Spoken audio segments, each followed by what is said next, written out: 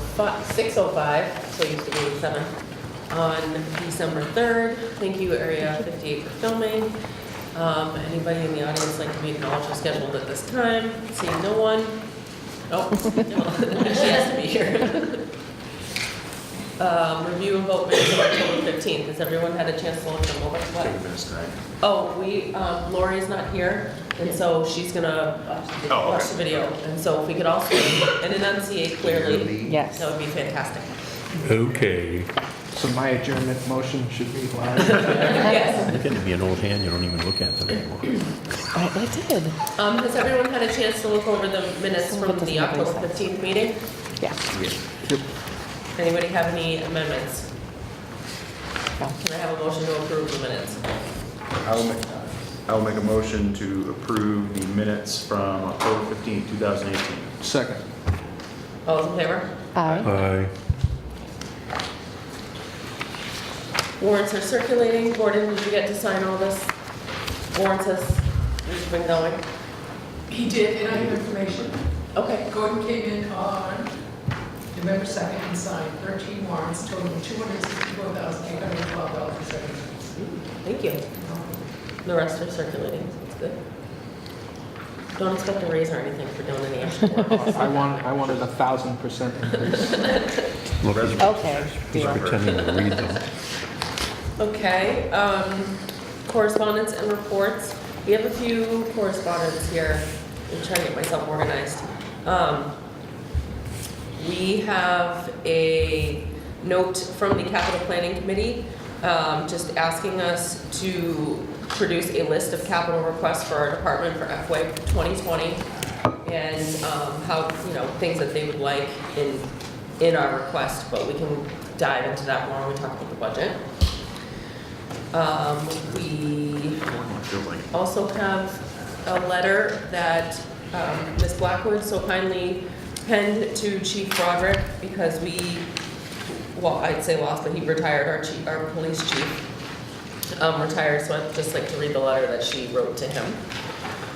Dear Ted, I wanted to extend my sincere thanks for your support and dedication to the students of Halifax throughout your career. It has been a pleasure to work with you during my 13 years in the district.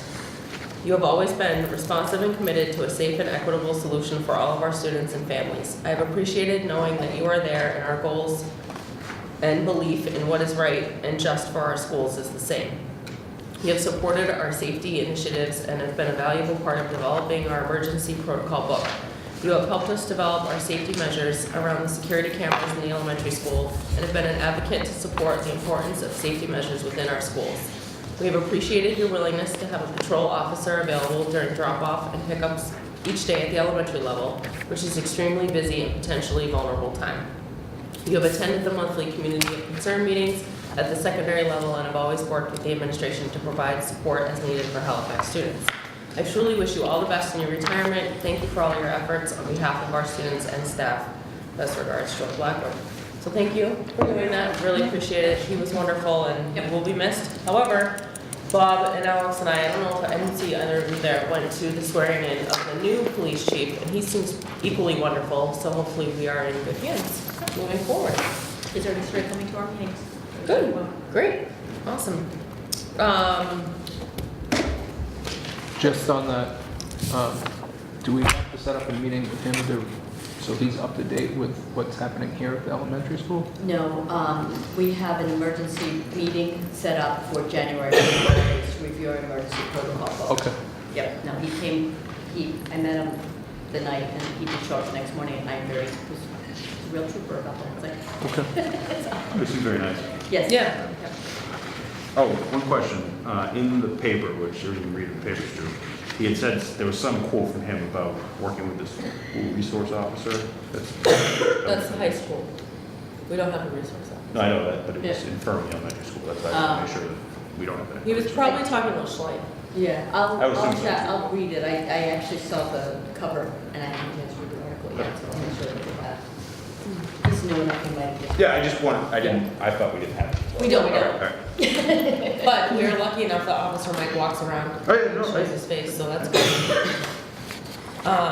Also, we received a letter from the town stating that moving forward, the town would like to not have school on election days, and I think that's a fantastic idea. We had very high turnout this last election cycle. Hopefully that'll continue moving forward. And I actually have received some complaints from parents that, Chromebooks, basically starting the replacement cycle on our Chromebooks as we are seeing the initial ones begin to age out, or starting to beginning of the replacement cycle. well, I'm sorry to interrupt you, how old are they? Going on, the Lenovo's are going on 5 years. Yeah, I'm sure they get excessive use. It was madness coming in to vote and trying to get their kid from the Y and even pick up drop, whatever. So moving forward, It was raining. yeah. It's a rough day. It was terrible. So is that going to be primary and general elections that they do not want to have? It looks like November, so I'm assuming general. They said they had a year's It, it says, the board asked the superintendency union review whether schools should be open on future dates such as November 8th, 2022. And November 3rd, 2020. The assumption is the schools will be closed on the date of the next presidential election, November 3rd, 2020. So they're talking general every 2 years, Okay, not because primary. You're just right. asking if Yep. about the primary Right, too in and September. That turnout's typically a lot lower. And did you see an issue with the primary election in terms of safety, madness, so forth? A little bit? It's a little, Was it tolerable?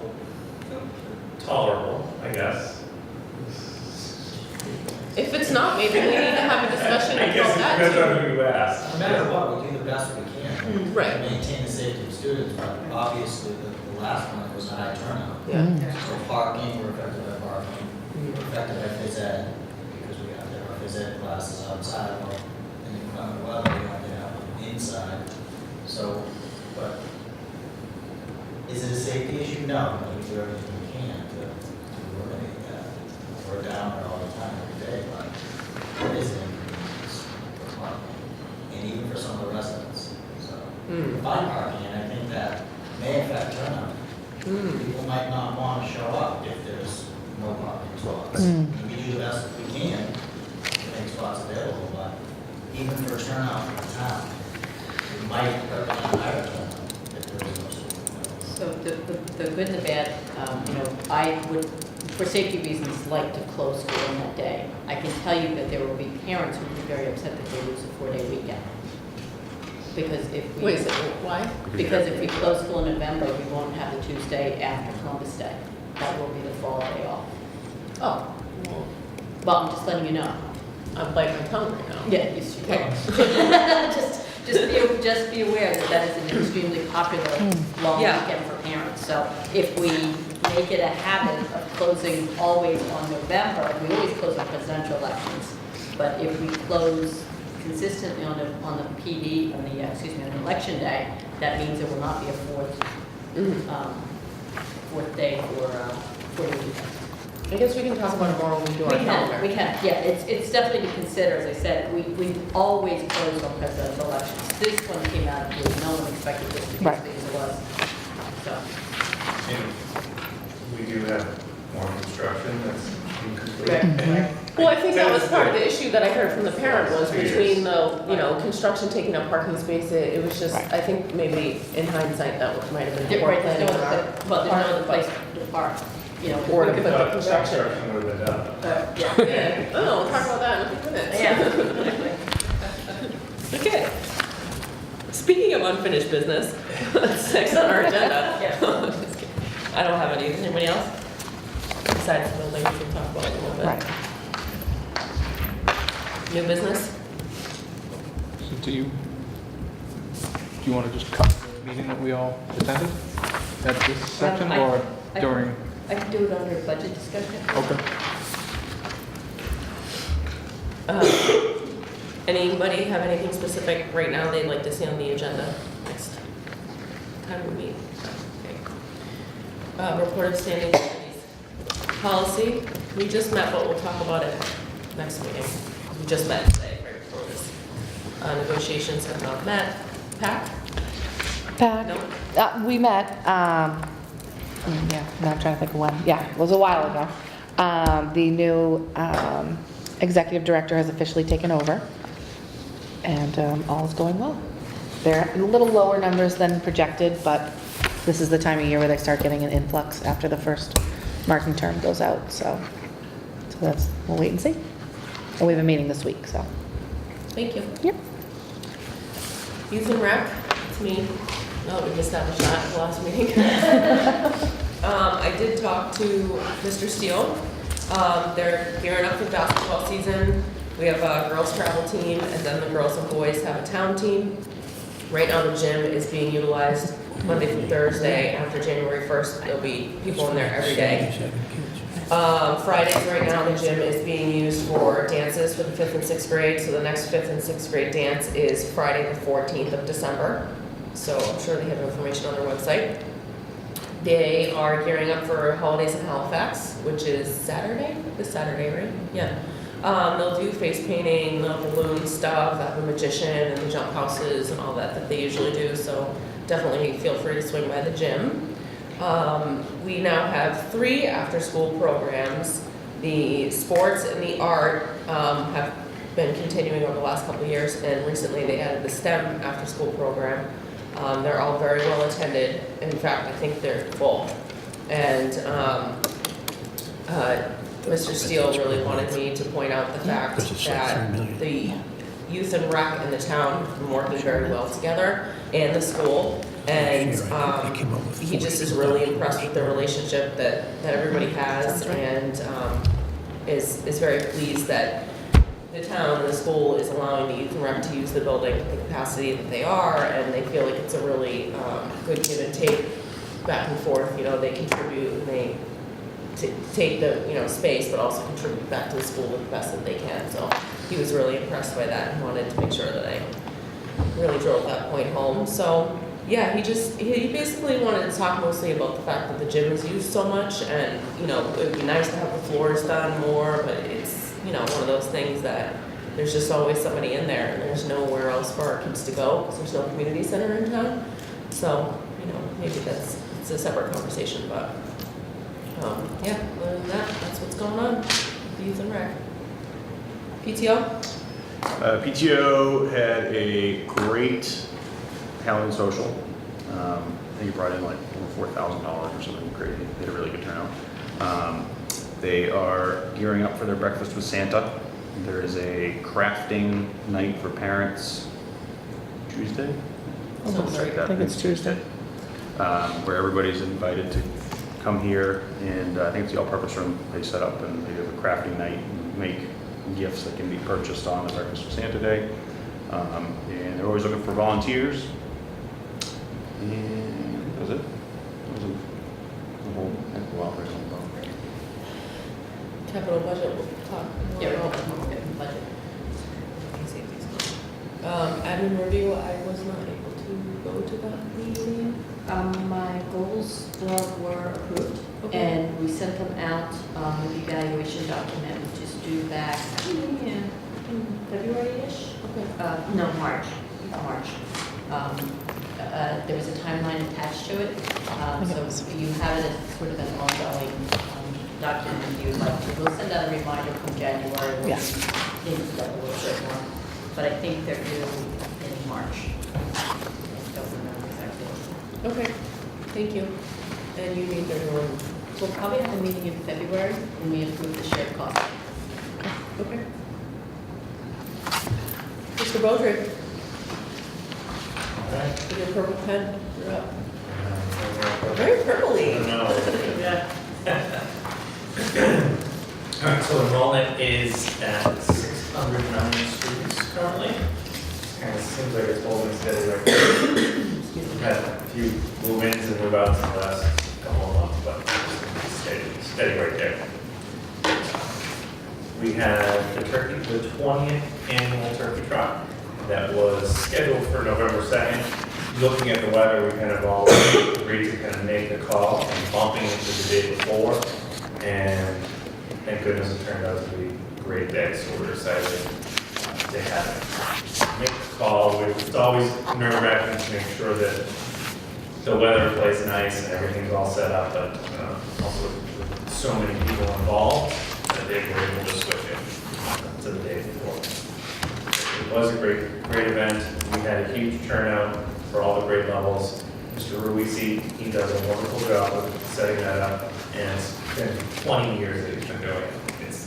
It's amazing. He also coordinates that with food pantry donations throughout the whole month of October. So you can see, if you ever came by in October, the whole lobby is filled with canned goods and kids coming in every morning off the buses. It was just great.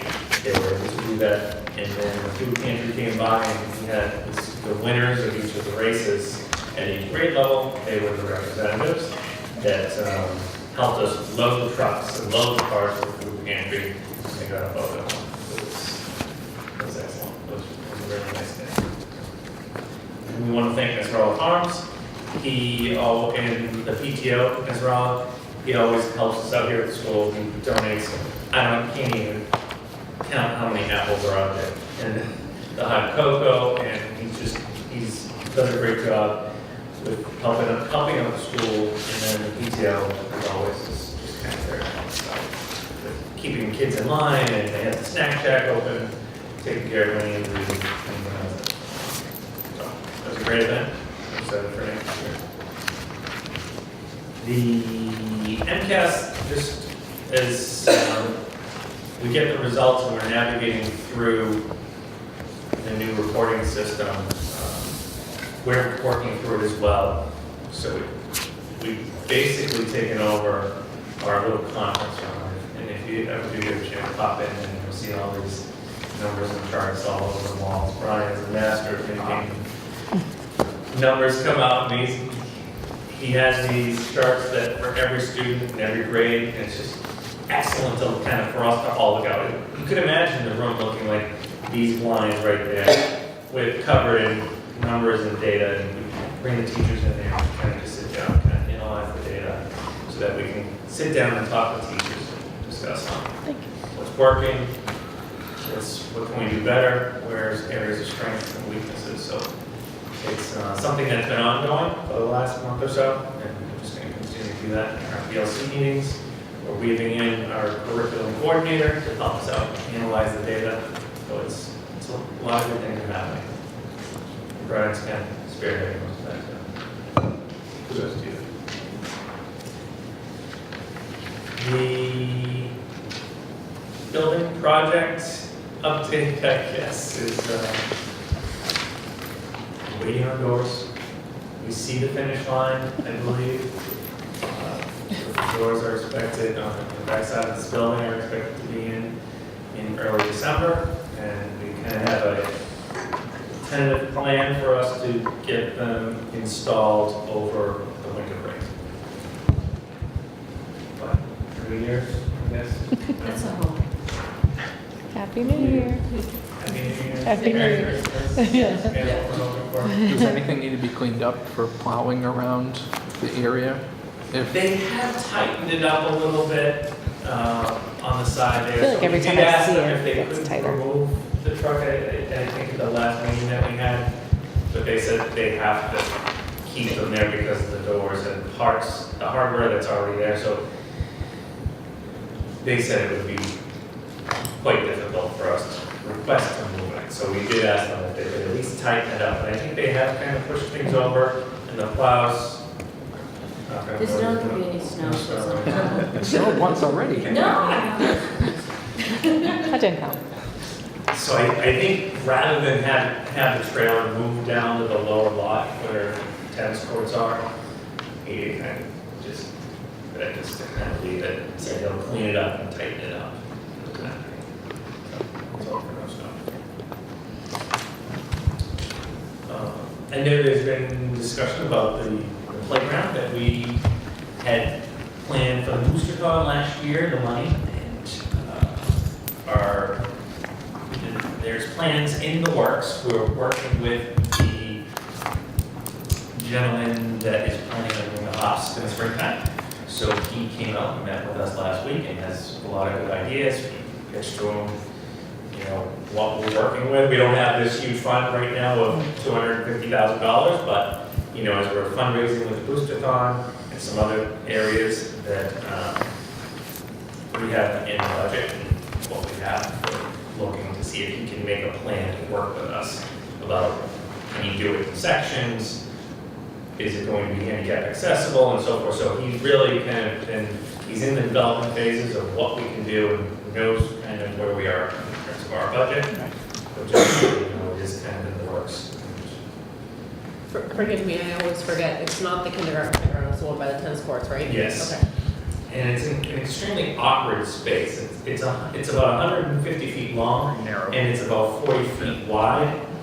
And then there's a road on one side of it, and then there's tennis courts and a basketball court. We even talked about, could we use one of the courts to go over? And he said it could be an option, because he said he could put rubber right over it.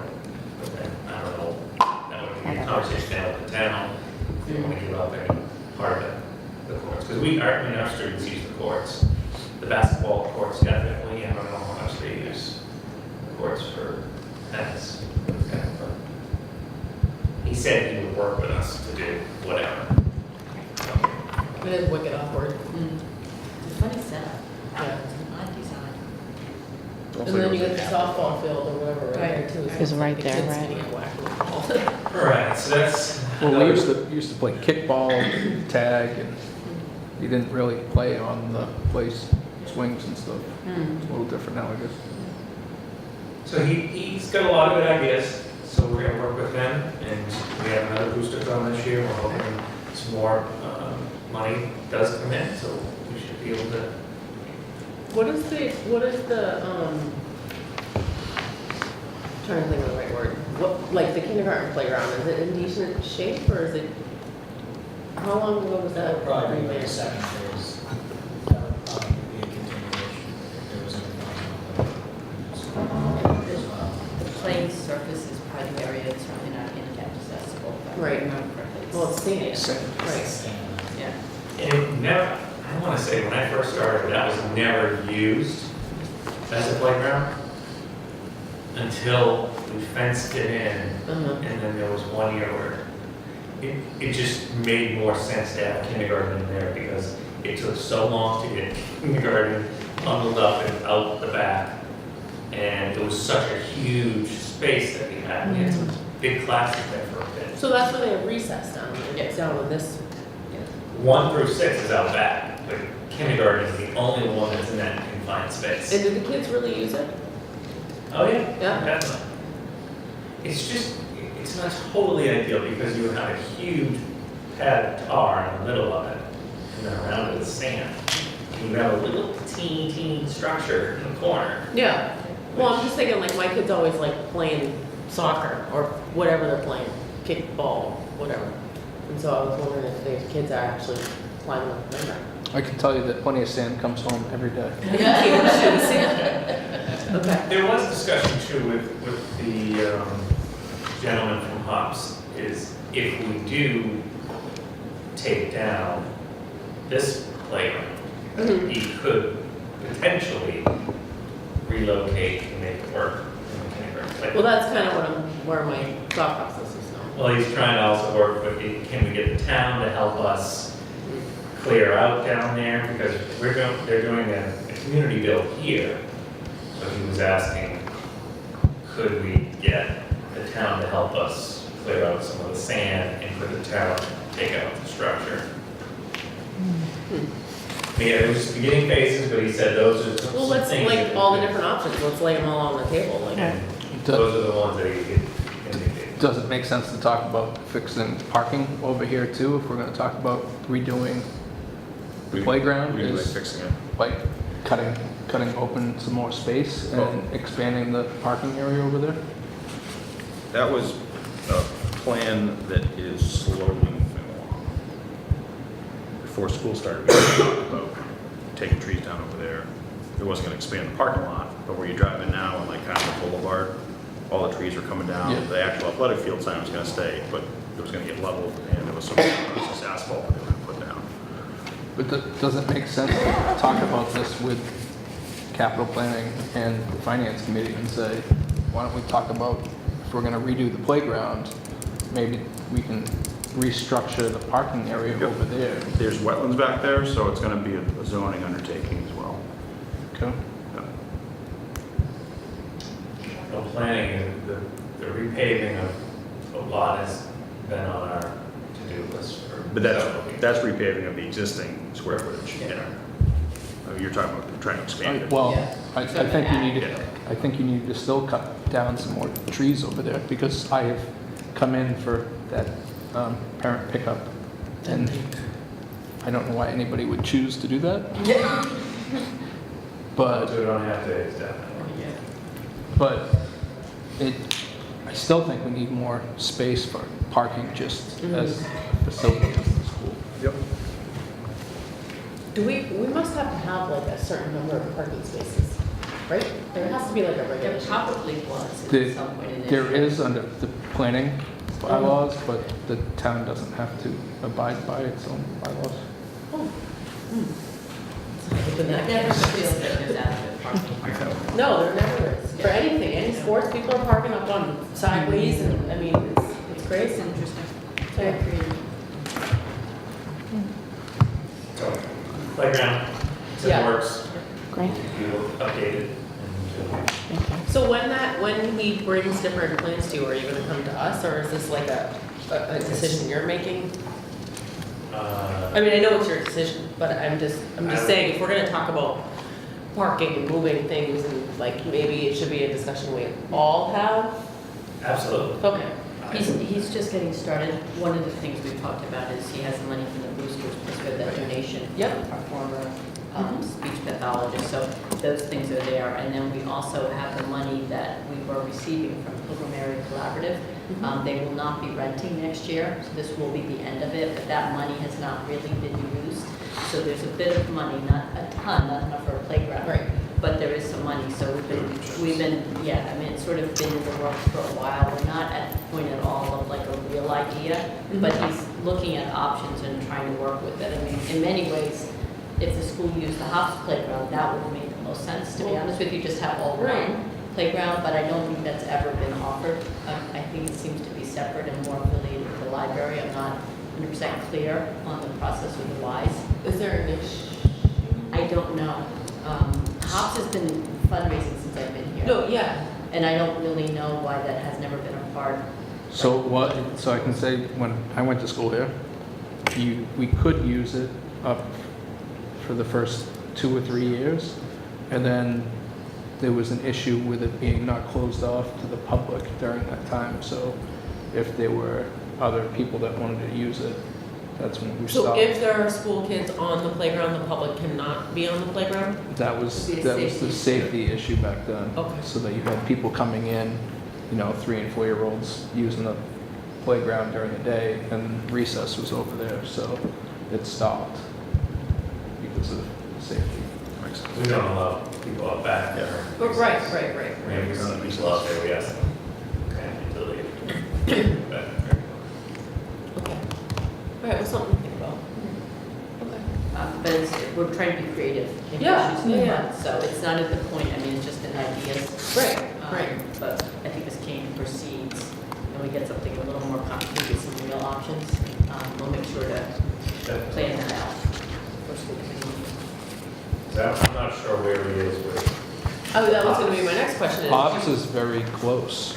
I heard spring, but I didn't have like a. They plan to start. They posted something about it, I think they said spring, yeah. Because it's something that maybe we could at least get started with. Mhm. Again, he has the details, he's drawing up some temporary plan, initial plans. We'll share with you guys. Great. Thank you. And budget, I guess I could hold off on that. Yeah, we'll sort of rejoin. That sounds good. You done? Ms. Healy, you're up. Thank you. Thank you. It's been so long to see. I know. Happy to see you all. All right, in tonight's package, you did receive your financial, and we're doing pretty well, just a handful of things that I thought I would just give you some information on. On page 1 of the detail, you were talking, Kate, this deficit of $159.10. That reflects Halifax's portion of dues to Mass Association of School Committees. The region as a whole gets one invoice to bill with all the increase based on enrollment. And I did build in a little factor for the increase, but I didn't build in another factor for Halifax percentage going up. So that's my error, I'm not getting at. That's the only activity that goes through this, so that's it for here. And then let's see, if you flip over to page 2 in detail, right at the top of the page, is the deficit and other technology accounts. And I just wanted to mention that even though we both the technology budget, every year there are some things that need to be, we have to be creative in making it all work. So if there's a deficit in one account, you see a surplus in another account. So right now, we still have a $9,000 surplus in that account as a whole, so it's able to take care of that deficit. The next item I wanted to mention is about halfway down the page, it's homeless transportation. We already have a deficit at this point in the year. The transportation concern that we had has ended, and there is one more invoice to come. But as you know, that could change at any time. That's where we are right now. The next item I wanted to mention is on page 3 of the detail. About 2/3 of the way down is a deficit in the tutoring for $1,425. And that was a situation that developed over the summertime. We needed to take care of some tutoring services for a student. And it was unforeseen and unexpected. And hopefully that's all we'll have for a year. Continuing on that page, at the very bottom, there was a deficit of the contracted services line for special education, deficit of $35,000. That is, we have covered everything that we are aware of at this point in time through the end of the year, through June. There'll be updates, but that's where we are right now. Now, if you want to go back to the very front, which is a summary, flip over to page 2. We do have a deficit in our out-of-district special education transportation account, a deficit of $70,000. One of the primary contributors to that this year is we have a local and regional limited fees for quite some time, and it's been a change in ownership. And it's not quite as reliable as it once was, so our director of special education is working with the vet to work out those kinks, but in the meantime, any of our new routes that have been developed, we're using alternate vendors to make that work. So Yes. in that line, however, that number is only going up, correct? I mean, this is where we're at now. Correct. That is where we expect to be for the end of the year. That's the Oh, forecast. As of right Okay, now, all right. it's our, that includes our forecast. The encumbrance lines, we were budgeted for all those items that we expect to between now and the end of the year. Okay. But as you know, it could change. Just based on what we know right now. So is this is because of the change of the, That is a piece of it. We have had some additional transportation arrangements that were not budgeted last year. Okay. Whether it's because the student's Okay. placement has changed, so there have been some slight changes. And then the biggest factor that we've found is the change in the vendor that we're using. And then the last 2 lines for vocational out of district for tuition and transportation. And as of right now, we're still expecting a surplus of about $31,000. That is for all the students that we are aware of that we have financial responsibility for. So we will use this to help build our next year's budget. Are there any questions? Thank you. Thank you. Scribble? Yes. Thank you for being here tonight. So I do have a presentation for you.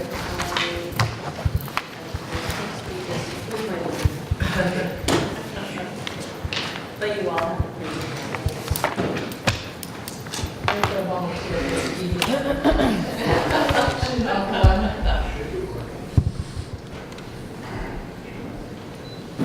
Well, that's one thing I can certainly start us off. I traditionally start the first couple of slides, just providing an overview for folks that are new to the presentation, just in terms of what special education is and how we service our students in our region.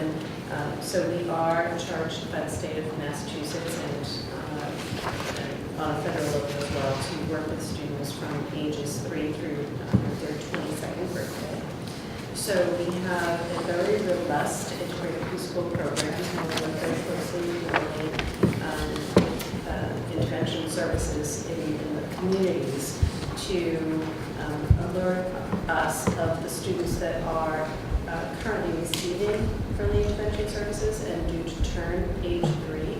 So so that we can bring those students in for an evaluation and make sure that they are fully supported by their third birthday. And exceeding to the other end, we also support students up to their 22nd birthday. The next slide is a picture that I've found sometime over the summer that really sort of captures what we're talking about in terms of trying to provide equal access to students with varying disabilities. And it was just a slide that I really liked and I've been using a lot lately in terms of taking a look at the difference between equality and equity. As you can see, every student received the exact same application, and then there would still be a disparity in terms of the services that the students were receiving. But if all students are receiving exactly what they need, then that does in turn level the playing field. So I just thought that this was just a nice visual to capture what we do in special education. Again, this continues on with a review in terms of how we identify students for special education services. First and foremost, our teams are charged with the responsibility of identifying whether or not our students have one or more of the following disabilities. And this is, as I noted here, state of Massachusetts referenced that a student must have one or more of the following disabilities to even be considered as eligible for an IEP. But that's just the beginning of our conversation. Once we determine that our student is eligible, our teams go through the flow chart of determining whether it's not a great visual, but this is the actual page that our teams go through in terms of determining if a student is eligible for an IEP. Once they have determined that the student has one or more of the following disabilities from the previous page, they go through that flow chart and determine whether or not they're making effective progress, and if they're not, is it directly related to the disability that they have, and do they need specially designed instruction or related services to have access to the general curriculum. So this is an actual flow chart that the teams go through.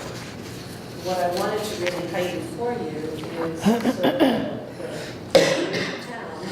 So you can have a look here in terms of all of the classifications that I previously showed you that allow a student to become eligible for an IEP, and how, in particular, the town of Halifax fares in all of this. So you can see with this profile that we currently have 128 students based on our October 1 census, 128 students that are eligible for eligible for services, and the classifications that they fall under.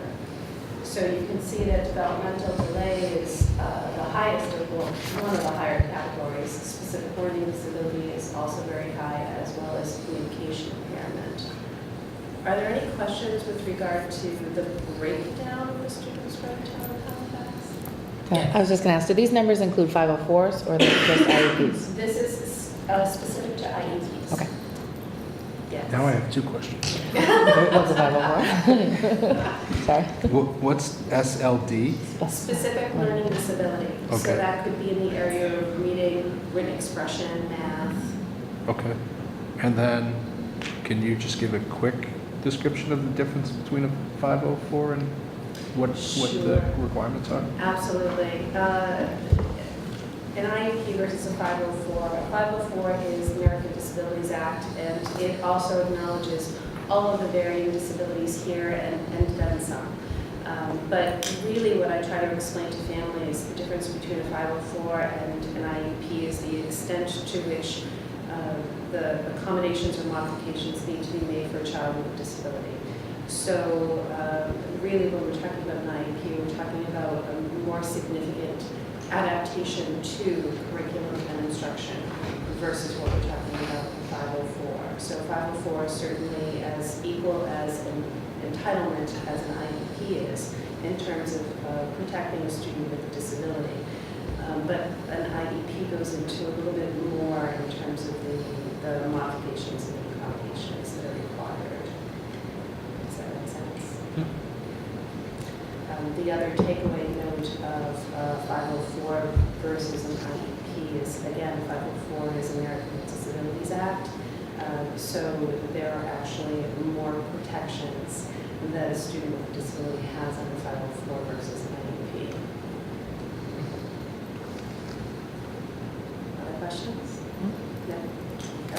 question, Yeah. just strictly numbers alone. Yes. And eventually it's going to spin into a budget discussion, because that's where it's gonna end up. So 128 out of 609 students.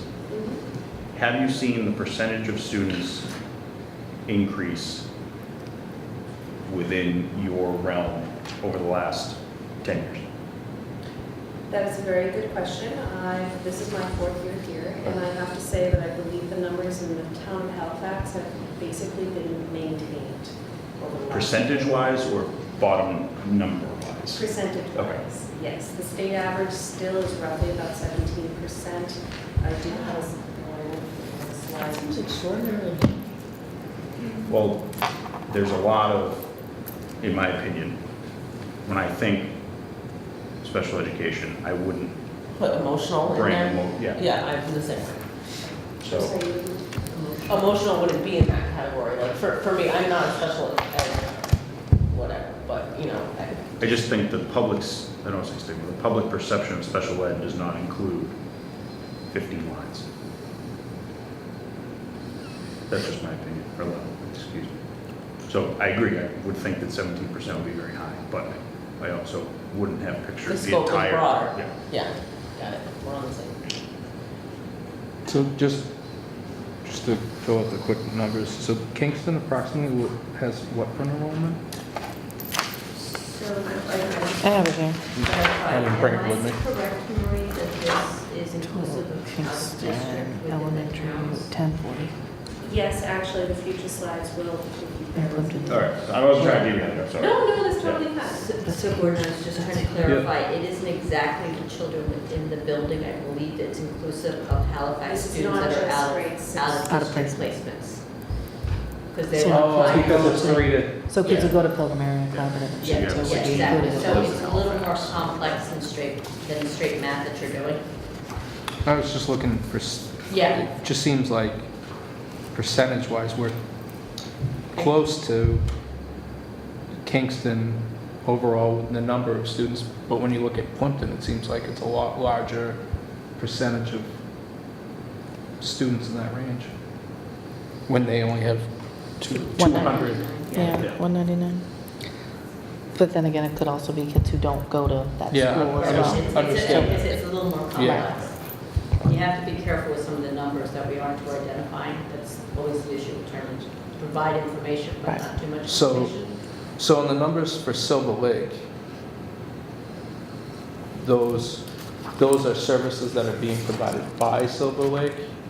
So the 232 in Silver Lake are the students that are attending within the brick and mortar of Silver Lake Middle School and High School, Okay, which is a little bit different when you look at Halifax, Kingston, and Plimpton. because that's outside as well. Exactly. It could be Because outside, any right. child that is grade 7 or up, that is attending an out-of-district placement, for example, is actually part of the Is in the individual town. town. That's in the town, Yeah. because they're paying.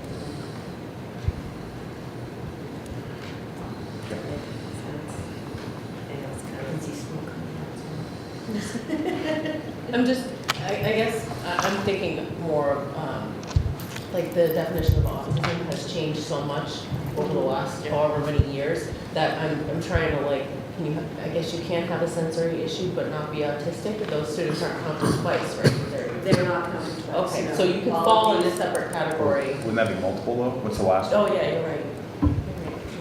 Sorry. They're categorized by their primary disability. Okay. Yes. So they So make you a can have sensory multiple issue. primary disabilities? No, you have one primary disability, but if they're, in the rare exception, and this is a very small number of students that classify under multiple. So Well, for it's- example, I mean, Halifax. it's 4%. But for the multiple, it's primarily medical, but with many other components added to that. Okay. So each one of these students falls into both the 504? No. This is just This is IEPs. strictly the number of students that are receiving services through an IEP. I am Okay. not reporting out on the 504 numbers. Okay. I have 23 504 score from You have 20. 20 sports within grades K through 6. Yes. Yeah. So that's additional students or the Yes. same student? Like, Additional, not included. Not in the included. list. okay.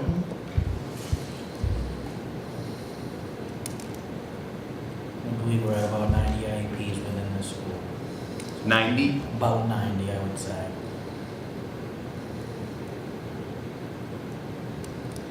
So communication could be something as simple as like speech therapy Correct. that can be corrected or corrects itself, whatever, It as could they be an grow. articulation, it could Okay. be social pragmatics, it could run the whole gamut, but yes, communication would have that all encompassed. Developmental delay, just to Brian's point, because you just mentioned that there were about 90 within this actual facility. Developmental delay is a classification that the state of Massachusetts allows us to give to children up to age 9. So it usually encompasses most of our preschool age students. And the reason why they have afforded us that opportunity is because the children are so young, and sometimes we're not quite clear on what their final diagnosis is. And they show global delays in a lot of different areas. So again, the state of Massachusetts has allowed us to use that classification of developmental delay only up until the age 9, and then at that point it needs to be redefined in one of the other categories. So is that a process that has to be done each year then? Our With a- teams look at that, all of our IEP teams look at that, and any student that is on an IEP under developmental delay is looked at very particularly in a different lens to ensure that we are appropriately classifying and categorizing based on what the parameters are from the state of Massachusetts. Any more questions on this slide?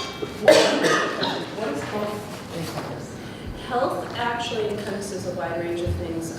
One in particular that will resonate with everybody is ADHD. Oh, okay. What is it? Potential Sorry. ADHD. So that's not under any of the other categories? No.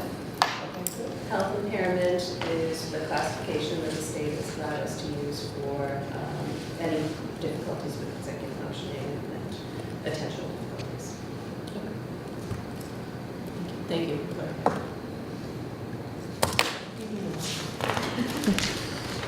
Okay, the next slide shows you the 4-year run, if you will, of the numbers of students within the town of Halifax that have been receiving special education services. So we have had great variability over the last couple of years. And again, the current number is 128 students.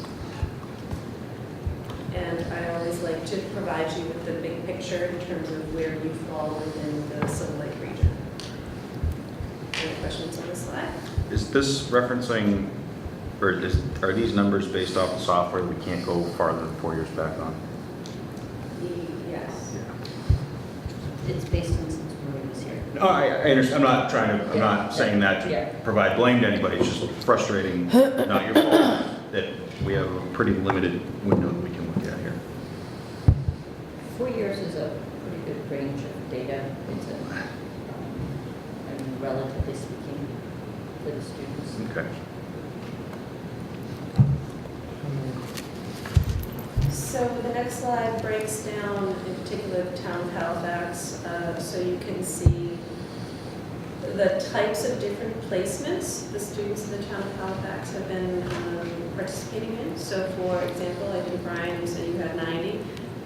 When I took the census report, it was 91, but we're pretty spot on, so that's good. Good job. Oh, I thought the 90 included 504s though. No. No, just like Okay. these. No, you said 23,504, so that's a separate number Okay. in and of itself. The integrated preschool currently has 14 students from the town of Halifax that are receiving special education services.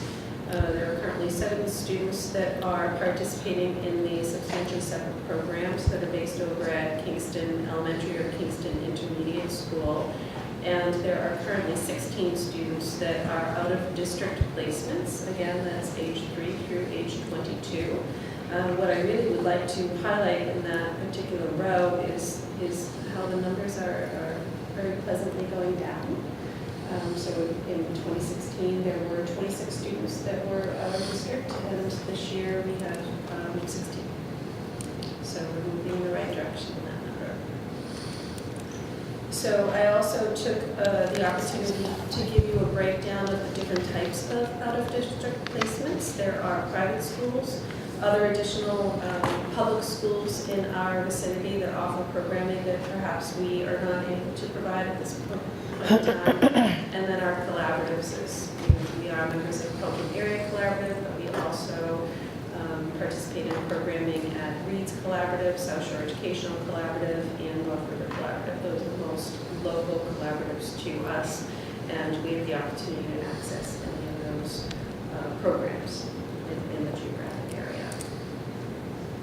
Any questions on that slide?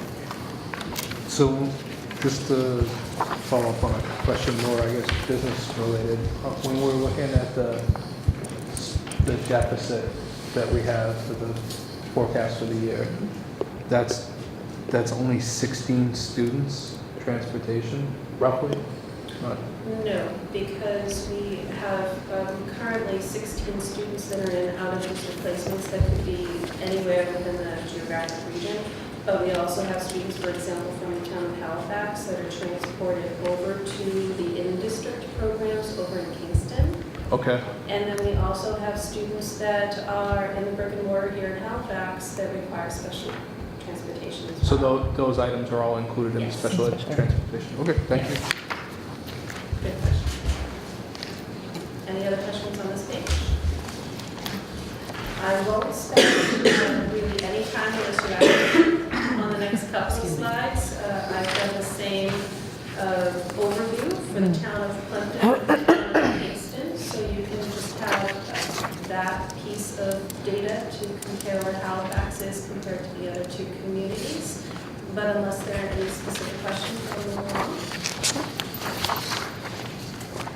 So the next slide is with regard to tuition and transportation, and again, this gives you a little bit of the historical information, but the FY, the current budget is still in process, and I'll be presenting that to Christine and Joe Bachman. I haven't read one. In my school town. Yes. So although our out-of-district placement numbers in terms of students have gone down, the transportation has gone up because that's dependent on where they're going. It's dependent on where they're going, and it's dependent on the vendor and the Oh, yeah. price that they quote us. Okay. And we're sort of walking a fine line between securing the most appropriate transportation to allow our students to get from point A to point B in a very safe manner, and also being fiscally responsive and finding the rate of transportation that is the most appropriate for the region. So if you just look at tuitions then and not transportation, it's just out of district placements though. So I guess like my question is 16 to 17 are out of district, went down by 5 students, but it went up by $300,000.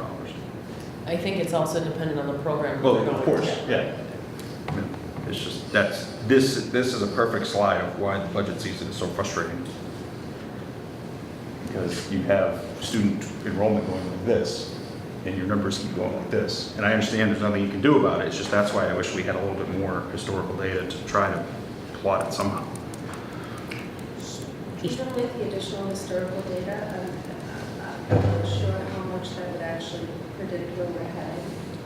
Yeah, because they always say that you can have one student move in and cost us $100,000, or you can have one student move Or out. move out, which And saved us cost, last year. right, Yeah. so it's like you just, even if you plotted it, there could just be like a wild card.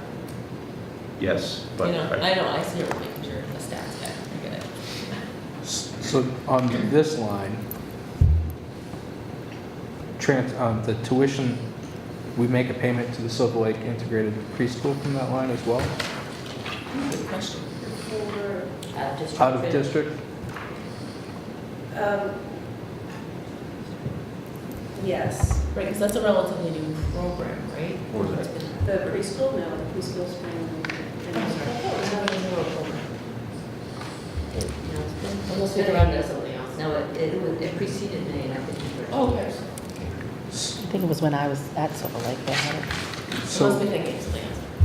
so that line is the Silver Lake Integrated Preschool in-district sub-separate program, which is the KES line.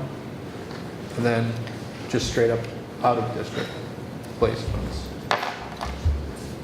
No, let me correct that, no.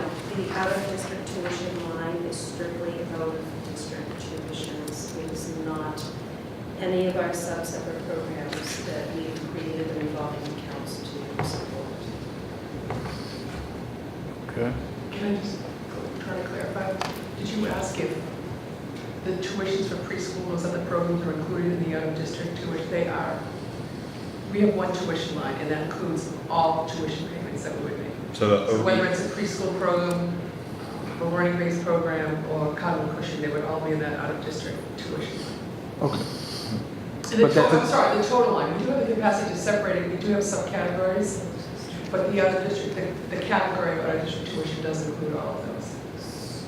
So I think the issue This is number.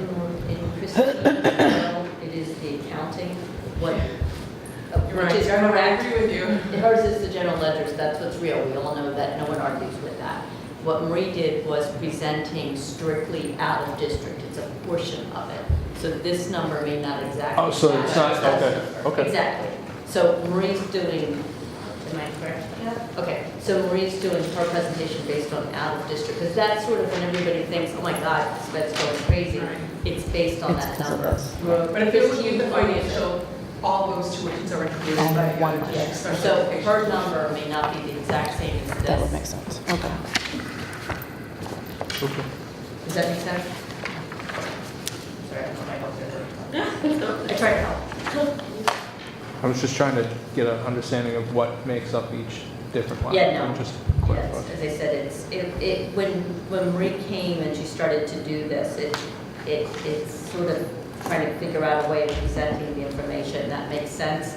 You know, and I know it's frustrating, Alex, that we don't have everything, but this is so much more than we ever used to have. We used to have no presentation. Right. Yeah. Frustrating. No, and I'm I've been here all the time. certainly not trying to. It is, so, you know, it's, and I know, it's just, you know, it's hard because it's such a moving target, to your point, so, you know, and it just is. and I mean, we're here to address 100% of the students. Exactly. And I don't want to use the word unfortunately, but we're tasked with trying to address 100% of the students when 20% of the student body is affecting the budget that dramatically. And there's nothing we can do about that, quite frankly. And I'm happy for your feedback, and if there's a different way to present the information to you and to the community, or additional slides that you'd like to see me present and collect some historical data on, I'm more than happy to do that. Thank you. So I just sort of built from when I came in with a clean slate, and have just been working from there. But again, I'm more than happy to move in any direction the committee would like to move. Great. So I wanted to share with you how we help to support the special education costs, and one of the ways in which we do that is through circuit breaker, which I believe there is a general understanding of how circuit breaker works, but I wanted to sort of highlight for you specifically with the town of Halifax. Basically, the state of Massachusetts has set a foundation rate, and every year that foundation rate changes. But they basically say to the school districts that they assume that we can absorb the cost for a basic level of funding toward a placement. So for FY18, for example, the foundation was $44,106. So the state of Massachusetts is saying we can absorb the $44,106. And then any dollar we spend above that is eligible for a portion of a reimbursement. And we never know until the very last minute what the state is able to support us with in terms of the reimbursement. I've seen it as low as in the mid-50s. I've seen it as high as 72, 74%. and it just varies every year. So conservatively, we try to budget on a 65% reimbursement and then watch what they're doing with State House very closely. So for FY18, I have a total claim of just over $1 million, and the anticipated reimbursement for that was $324,000 at 65%. To sort of give you a realistic view of what that looks like, if you don't mind flipping to the next one, came here. So this is an actual student's tuition from one of our communities, a residential student that the tuition rate is just over $220,000. Once you subtract the foundation amount, again, that the state of Massachusetts has assumed that the town can absorb, the net claim for this particular student was $176,000. Anticipating a 65% return rate on what the state would reimburse us with, that's $114,000. So the actual impact to the town for a tuition rate of $220 is actually $105. So I thought that this was just a nice opportunity to sort of kind of visually explain a little bit about Circuit Breaker in a more meaningful way. So on the foundation number, is that set by the Chapter 70 formula? It's the state. The state sets that threshold every year. What is that? I'm sure it's a part of that. Okay. So that The only reason why I asked is last year when I was going through the budget and looking at the Chapter 70 formula, they assume that it's only 1% of the student population that's in special needs when you look at the formula. It's 1%. So when we're looking at the actual numbers, and if you plug in the actual numbers, the town would get way more support from the state if they used actual numbers in the formula. And I think that is something that they've talked about in the foundation They have to write their budget review checks. of the commission. I think that was talked about as one of the things that's. special education costs, one of those items that they say is Yeah, far outpaced anything else that's been considered in the foundation budget. So, this is just astronomical to think that the town can support, $105,000 per student. Right, but that's on the state because they're not using real numbers, right? No, these are, This is real. This is real number. No, I mean, but when the state sets this foundation there, like you're saying, they're only thinking that we have a 1% of our population is in special Special needs, Which right? makes no sense. Which is ludicrous because we're talking 20% right now. I actually thought it was like 12, but I didn't realize it was 20. And the state has an average of 17%, so even the state average Right. doesn't make sense based on that. When Well, we see those other numbers, a lot of those students are being served within the school, so only the out-of-district placements rise to this level. right, but if they're out-of-district placements at under 44,000, we receive zero support Correct. from the Right. state. So you Correct. could have Yeah. a number of students at that level where the whole. Well, not the cost of transportation. But I'm just saying that the system is not set up to be fair to the towns, because when we look at the budget as a whole, the town is being asked to spend $44,000 per student. When you look at the average cost of what we spend on a student that's not receiving any type of program, it's only about $12,000. Right. So that goes back to the point of the student that's not receiving any services, their education cost is being driven lower by the increase in special ed. Because you can't, if we have no control over special ed, we have to pay that. Oh, so Right. they're So- keeping their, So the cost of educating the children that aren't on an IEP is where the brunt of that budget battle takes place. Which is why I think one of the reasons why the committee selected me for this position is that I'm coming to you to continue to request the opportunity to build our capacity in our region to support the students in district as opposed to sending the students out of district. And the next couple of slides will sort of highlight where we've gone with our program development. And when you look at the breakdown of the students by their grade level, in terms of what grade levels are students that are more prone to be moved out of district, we see a lot of the majority of those students are high school age or older, the 18 to 22 population. So I'm optimistic of the sea of change that will happen in time, and I think that we've already started to recognize it. As an earlier slide showed, when I first started, we had 26 students in the town of Halifax that were out of district, and we currently have 16. So we're definitely moving in the right direction, and the more the communities and the committees are supporting the opportunities to create in-district programs, the fewer students will require out-of-district placements. There's still going to be a population of students that we're not able to service in our communities that will require it out of district. But my goal is to have as many students as possible receive their education in the least restrictive setting and within the programs that we can offer within our region.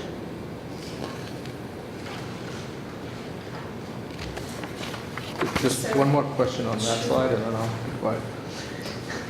Is the transportation cost for a placement like this, is that, Well, it's residential. well, it's residential, so is there a transportation cost associated with a student that has a residential placement? Usually not. But there are times when our residential students come home for weekends, Okay, and then yes. then the school is providing that We are transportation. providing that transportation on Friday afternoon with a trip on Monday. Okay. Thank you. Anything else with circle? So I also wanted to highlight other supports to sort of offset our special education budget. Two grants that are entitlement grants, and they're all coded by number, so forgive me, there's no fancy name with this, but this is grant 240. So you can see the total allocation for this fiscal year is just over $1 million. You can see the Halifax portion of that. And the way that we apply these funds to try to offset special education costs is to fund as many paraprofessionals that are working with special education students as possible. So of the, just over $170,000 for the town of Halifax. So that's money that the town does not need to allocate towards staff. The grant helps to offset that cost. Any questions on grant 240? The other entitlement grant is grant 262, which is for our younger students, ages 3 through 5. Again, it's a smaller population, so it's a much smaller amount of money, but again, that helps to offset staffing costs for our integrated preschool program. And finally, just to wrap things up, I provided an overview of the different programs that we offer within the region. As I've shared with you before, we have a developmental learning center program, a structural learning center or therapeutic program, and a language-based learning center program. The next couple of slides show you where all of these programs are housed. So our developmental learning center, we have the nice continuum of having that at the integrated preschool program, Kingston Elementary, Kingston Intermediate. We have a version of this program at our middle school and our high school. And brand new this school year is our 18 to 22 program, which has been called our Pathways program. And we're super excited about that. If you tune into the school committee presentation at Silver Lake on Thursday, the program teacher is actually going to be doing a presentation on the Pathways program and all the wonderful things that they've been structured learning center or a therapeutic learning center. We have the opportunity to have this at Kingston Intermediate and Middle School. And we're looking at the students that are currently at the middle school to see when they will be transitioning up to the high school, so we can plan accordingly and have that program extended up to the high school as well. Similarly, with our language-based program, we have this program at Kingston Intermediate School. It is meeting with great success at our middle school, and again, I am looking at the student population and when they will be moving up into the high school to make sure that we have the appropriate staffing and supports for them at the high school as well. And just a little sneak peek at our Pathways program for 18 to 22 in terms of what the mission is to promote vocational skills, develop strong community connection, utilize community resources, building social skills, learning healthy living skills. The students all have membership to the YMCA, the local Y. They're learning money management. They're working at a lot of different various community centers within our catchment area. And again, the program is off to a great start and is really worthwhile. We have a nice complement of students currently in our 18 to 22 program that, as you can see from their town location, we have quite a few Halifax students in the program. So I'm not quite sure if any of the names will be familiar, but the next slide has a couple of pictures. Some of our students. And as I said, if you have the opportunity to tune into the Silver Lake School Committee meeting on Thursday, you will also see the presentation from our Pathways teacher who's been doing just an incredible job. As I always wrap up in terms of future goals and discussions, I am at the mercy of the committee, and I'm happy to take on the charge of any direction that the committee would like me to go. And I've provided you with updates in terms of where we are with our expanding our in-district programs with the eye of reducing out of districts. When I first started here, we had over 70 students throughout the region that were out of district, and now we currently have 57. So we're definitely moving in the right direction with your support. We'll continue to expand our in-district programming. And now that we're continuing to maintain our students within our district, obviously my eyes are set on what we're currently providing with our support services for students within our buildings to see what we can do to expand the services and the programs that are offered within the town of Halifax as well. So again, I am open to your feedback and suggestions, and I'll run with any direction if you want to share with me. Thank you. Thank you. That's great. So just one piece of feedback. If you could provide next time where you think the cost is for an out-of-district placement for the programs that you want to continue on at the high school.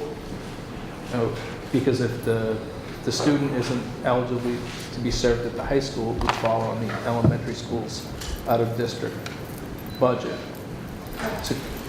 So I think to show the community, as well as the finance committee, that it's cheaper to provide those services at the high school than out-of-district placement. I think if you had an example of how you did this one. Sure, I can absolutely provide that for you, and I can also say that I have worked diligently to ensure that the tuition that are charged back to the communities for our in-district programs that are 7 through 12 are much lower than foundation. I think that they probably are less than 30,000. Far less, actually. So thank you for saving the towns and providing better services for the students locally.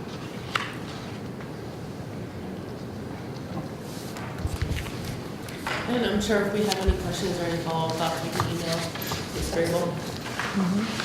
Thank you very much. It's like super fantastic that you come and do that presentation. Yeah, it's really helpful. Yeah. Learning experience, it's always good. Miss Gill. Thank you. Are you up for another presentation? What the heck, we're Yeah, go for it. She said motion to adjourn? I don't think Steve will go so long as Brian. This one's easy, it's one slide. Okay. All right, fire away. So what we have before you is a breakdown of our current technology budget. We're saying current because this is in flux even as we're speaking. One of the things we noticed this year when we were really starting to look at technology numbers is more and more things are becoming technology. For example, an assessment program we used that was paper and pencil is now an online system. Is that now testing materials? Is it contracted services because we hire a company that maintains it? Or is it technology because it's online? So one of the things we're looking at trying to do is get everything in one place and start laying it out. So although you may see certain numbers on this go a lot higher, they'll be reflected by less numbers in the standard. And the other. Do you understand what you're saying? I was crunching my eyes with someone earlier. Oh, okay. I understand. You do? Yeah. Okay. Yeah, you're off. You're offsetting. What's that? Well, basically like star assessment, when Melissa talked about, so right now, we're trying to figure out, we want to be consistent across all the districts. And as Steve said, we have, some of them are in curriculum, some of them are under Steve. We're feeling like we want to, Steve and Melissa and I are going to meet soon, I'm torturing everybody right now on budgets. And we're going to make decisions on what's consistent and what makes sense. And it will make it easier for Christine when she does end of the year reports. I mean, we just need to be consistent. Realistically, they are all done online. They are all technology assessments. They're part of curriculum, but it's under that pink column here. But right now, they aren't all listed here. Right. So that's what he's saying. Basically, that number's going to go up and look like it's dramatically increased, but But you're the offsetting other- we're offsetting it yeah, up other with areas. others. I think it's going to make more sense and will help people to understand what we're using. And as the years go on, more and more things that were done paper and pencil with a typewriter is all obviously technology. One of the columns, school management curriculum software, these are items that directly impact the running of the school, not necessarily the technology. So for example, Power School, our attendance and rating and scheduling program. SNAP, which is the nursing software we use. Alert Solutions, the parent notifications. Those are all items that are needed to run the school. Technology management subscriptions, these are all items that we need in the technology department to keep technology running. Our internet service, our support contracts for our EES agreement from Microsoft that we use to license our Microsoft software. These are more technology specific items. Supplies and repairs, fairly obvious, we need to fix things when we send out repair items for repair. And then technology, hardware, and assistive technology. This is the first part of it, assistive technology, devices or software that students might need for accessing the curriculum or an education. Yeah. Network switch replacement, and notice there's some asterisks after that. That is mentioned down below. We're looking to replace the vast majority of our network switches in the building. We had to replace 2 over the last year and a half or so because of failures, but the rest of them are all end of life. They're no longer supported, and by no longer supported, we can still get them fixed if they break, but no more software updates, no more bug fixes for the software coming out from the cost of the project is currently looking at about $32,000, but E-rate will cover approximately 50% of that. So the net cost to Halifax would be approximately $16,000.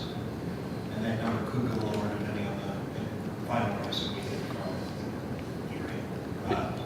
from the E-rate program and proposal. So is that anticipated $16,000 E-rate included in the 33,900? Yes, It so is. that is part of the 33,900. Okay. Wait, so it's really 49, it's almost 50?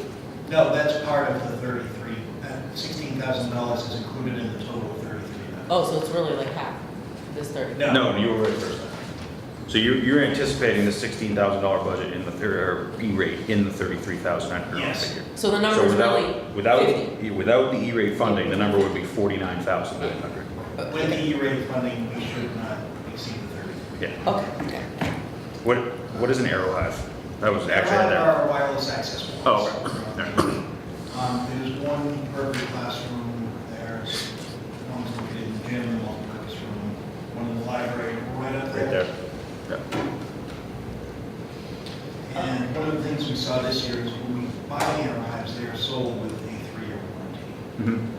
We can't, because of the purchasing laws, we can't buy a 3-year extension. So this year, a lot of the devices ended their 3-year warranty, so now we're getting the 1-year. Forced to do a one. Yeah. One of the final things in I have a quick question on that. You don't need to raise your hand. Well, I was looking at, I was going through.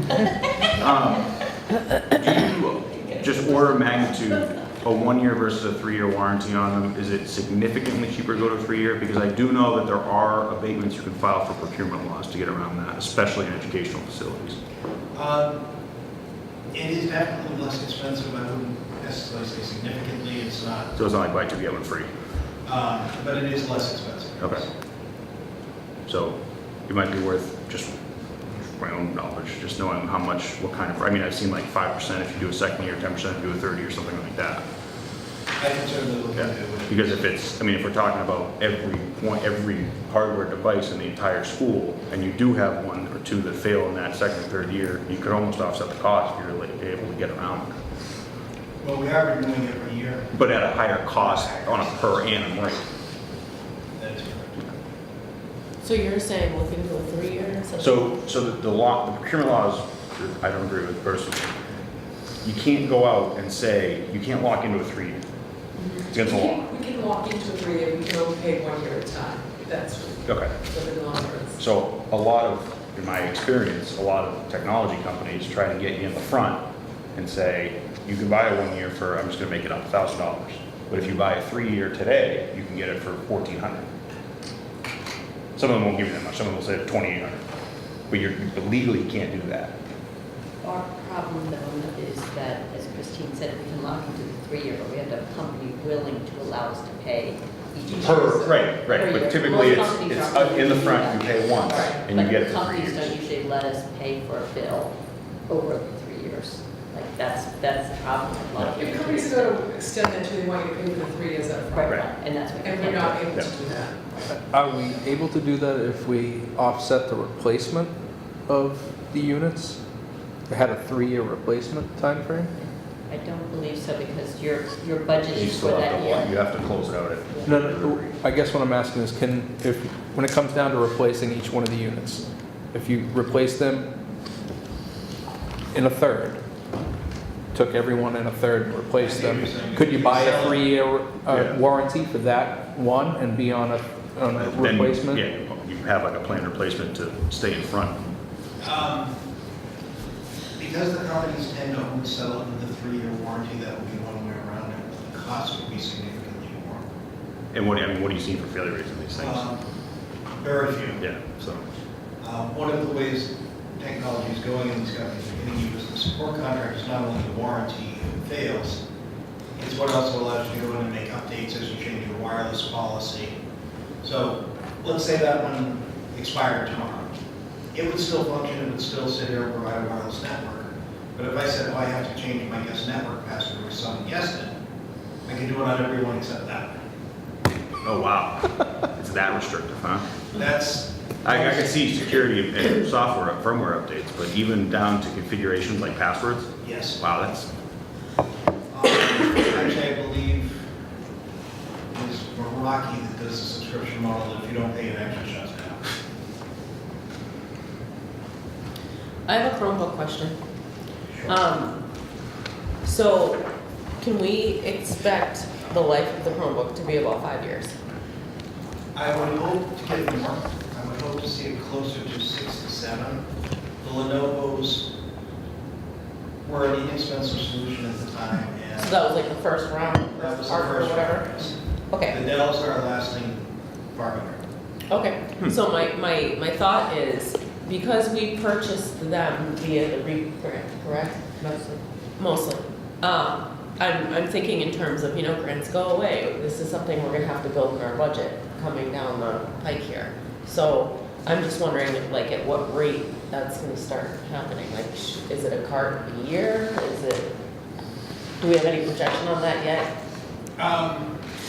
There is no projection because we're still in the process of trying to get to the point where we feel we have the 20 carts, which would be ideally 1 cart for every classroom in grades 3 to 6, and then 2 to 3 available in grade 2. They're really starting to use that as well.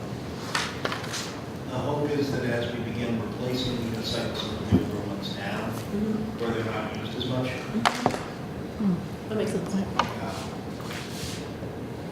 But overall, there is no firm replacement schedule done yet because we're hoping to build up before we start. Right, but I mean, I think it's something we need to think about though, especially if we're Absolutely. purchasing the grant, we're teetering on potentially. No question. That is on the radar. Yeah, okay. One of the things that actually the internet service should have done last exercise, for the internet service, the support contracts, network switch replacement, Arrow Hive addition and replacement are all qualified E-rate projects. As in, if we go into these projects and do them, E-rate will fund it between 50 and 60%. And that formula varies depending on whether it's internet service, depending on whether it's hardware, depending on our free and reduced account, depending on student population, and depending on whether they said we're rural or urban. Right, so that's something else that could also go away then, this E-rate. Right? No, it would still keep it, just the percentage may change. Oh, I see, okay. Lastly, in the hardware column is the Raptor visitor security system. And what that is it's a software program that as visitors come into the building, they hand their license over, it will be scanned. That person will be checked against the National Sex Offender Registry database. They will get a badge printed out that says who they are with their picture, where they're going, where they should be. And at the end of their visit, they'll come in, they'll check out, they sign out of the system. So it will give us a little more control as to who's in the building, we'll know where they're supposed to be. So if I have a badge saying Steve Pello is supposed to be in the library and I'm wandering around the gym, someone will be able to say, let me point you to the library. That sounds like a huge revolving cost. It's So I mean, like the cost of a plastic bag, and I'm all for student safety, just so we're Oh, clear, yeah, but it's- like offsetting one column with another, you can't beat 1,000 pack of Hello, my name is stickers. it's actually a label printer that's a self-stick label that prints. Oh, I thought you said it was a card, I'm sorry. Yeah, no. A badge, it's basically, but it's a printed label. Oh, so it's a sticky label, okay, Yeah. I misunderstood, I'm sorry. I thought you meant like an actual Oh, ID no. card. No, Okay. No. So, just so you know, one of my goals is for all the schools to have this type of system. We currently have it at the high school, purchased by their PTO. We have it at KES and KIS. It was purchased by their PTO. I don't know if this is something that the PTO may be interested in for Halifax. Halifax is set up, they have to come in, get up to the window, so they're sort of already coming into the building. None of our buildings are really designed well, like if they were designed today for security reasons, a locked vestibule that they couldn't get into the building until we checked them would be the best. I mean, at some point, there may be some retrofits when we do a safety audit, but this is something that, one of my goals has been to increase security. This is something that it's not terribly expensive, about 3,000? 2,200. 2,200. That was an act, so. Yeah, it's about 2,200, so it's not a huge cost. The other thing that may be possible is this may possibly qualify for the Maya grant, which comes through the towns. Matt was working on, wasn't he? Yeah, this year it's done already, but for next year. So it's just something we want you to be aware of. We're putting it in here sort of as a placeholder. It's not a lot of money, but I think anything that we can do that sort of people become aware of that happens, it just adds to the safety of the building. Some of the nice features of that is you can set custom alerts in the system. So let's say I come in and I'm allowed to go drop off something to my daughter or eat lunch with my daughter, but I'm not allowed to take my daughter or sign her out of school. It will come, if you put that in the system, it will come up once the license is scanned. Can, just didn't hear what you I'm sorry, said. Bob had a question. In the future, you may want to think about security doors on the left and right, hallways. Yeah, I agree. We're right now working on doing a security audit. We're going to start at the high school, only because it's our biggest building, and unfortunately, that's the buildings in general that tend to have the most issues. So we're working, and that's going to be part of our January meeting, is to begin to look at the security audit, and then we're going to work our way down. But I agree. Like I said, that the buildings aren't designed the way I think if they were designing buildings today, they would be. Yeah, because if you had those and then you hardened the office, it wouldn't matter what they did when they came in. And also to the all-purpose room. I'm sorry. I just didn't hear the comment you made about the, The record? yeah. You respect to remember I what I don't know, I said? just Sorry. didn't My hope is to have it in all the buildings, bottom line, by the end, at least working our way towards it by the end of the year. So how do we go about bringing that up to the PTO? I'm ready to. That would work perfect. Okay, thank you. Tell me. Steve, would you mind reaching out My to job. Alex with some information on it? It's Alex Mead, A-Mead. As I said, the PTOs sort of came up with this originally at the high school level, and right now we're kind of working our way through getting in on that. Again, it's not a lot of money, but I think anything like this that we can do that, is sort of visible, and becomes aware of it, it's not a ton of money. No, I made a joke that they have tons of money because they don't give us no. treasury skills.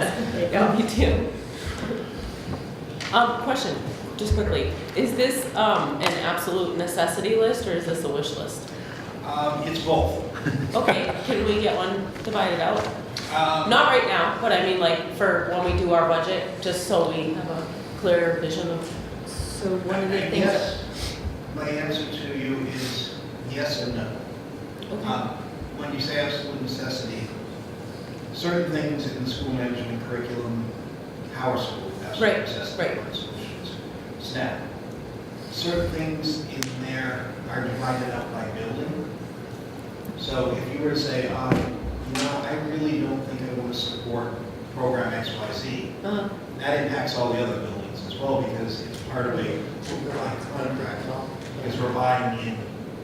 Right, one license. right. It's a pool or something. Right, okay. So, yes, I can break down and I can give you a list of everything that's in there and you can look at it and say, we don't want this. Like say, you need 26 projector bulbs, but you budgeted for 47. You know what I mean? Like, I'm just thinking, because we're always nitpicking the budget all the time. And again, if we were to do the budgets like we've done in past, if you tell us that you need to break $40,000 You're and very send us good. away. You're very good at saying, It's a little Steve, hey, listen. Yeah, Okay. Steve, find Fair 5,000 enough. for me. Okay. That was a little easier. Again, the town, we didn't, this isn't padded. No, I know. No, I know. But I'm just saying, this isn't padded, this is all stuff that's pretty necessary. Yeah, I don't see anything We have new in to- here, except Other for than the. the Raptors yeah. new, and again, I want to go back because it's gotten too confusing where the different buildings coming through for some of these online assessments. I think they all should be under the school management, the curriculum software. I think that's where it makes the most sense. Right now, they're sort of in a variety of places. So we need to work our way through that. We're sort of in the beginning stages Right. of budgets. Okay. So these numbers aren't hard and fast. You're gonna Right. notice they're gonna change. I mean, I didn't see anything extravagant. No, There's there- no poster machine or anything like that. Yeah, Kate's good enough, he didn't even put it in his Yeah, right? there I is. specifically asked him that question, he gave up.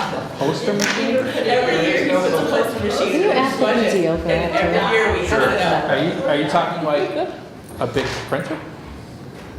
Like a plotter? Yeah. Like a mini plotter printer that we have? That could come Well, from, then, you put it in something this size, Yeah. it comes out and poster. then it comes out a poster size. So a lot of those charts I made, Well, that's what made me think of it. I was making a joke earlier. If we only had a poster machine for all those charts that Brian made. yeah, that's what he was saying. Yeah, We could get you a couple projectors, maybe. Yeah. yeah. All right, Ken, I got you. I got the Raptor security system and Kane's poster machine. Yeah. PTO, You wish would list. make a very happy. Maybe wish it's list. nice. Yeah. We're gonna write a grant.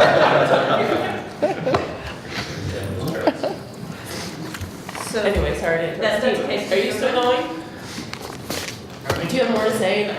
I get distracted. Basically, I can certainly, as we massage more, we can certainly break it down a little more with different things.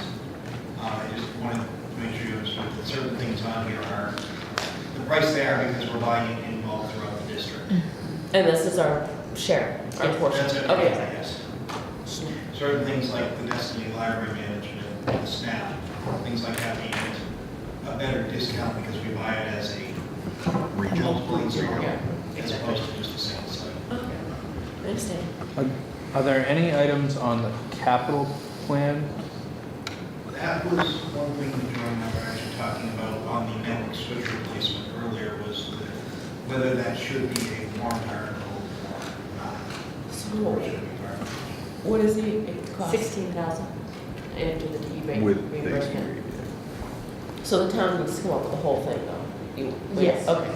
But the question is whether or not we should have it in the budget, Right. or whether to have it as a warrant article or a capital plan. And I mean, I think at some point we'll probably need to meet with the selectmen and ask them that, because they may choose to have it separate from the budget. I don't really know.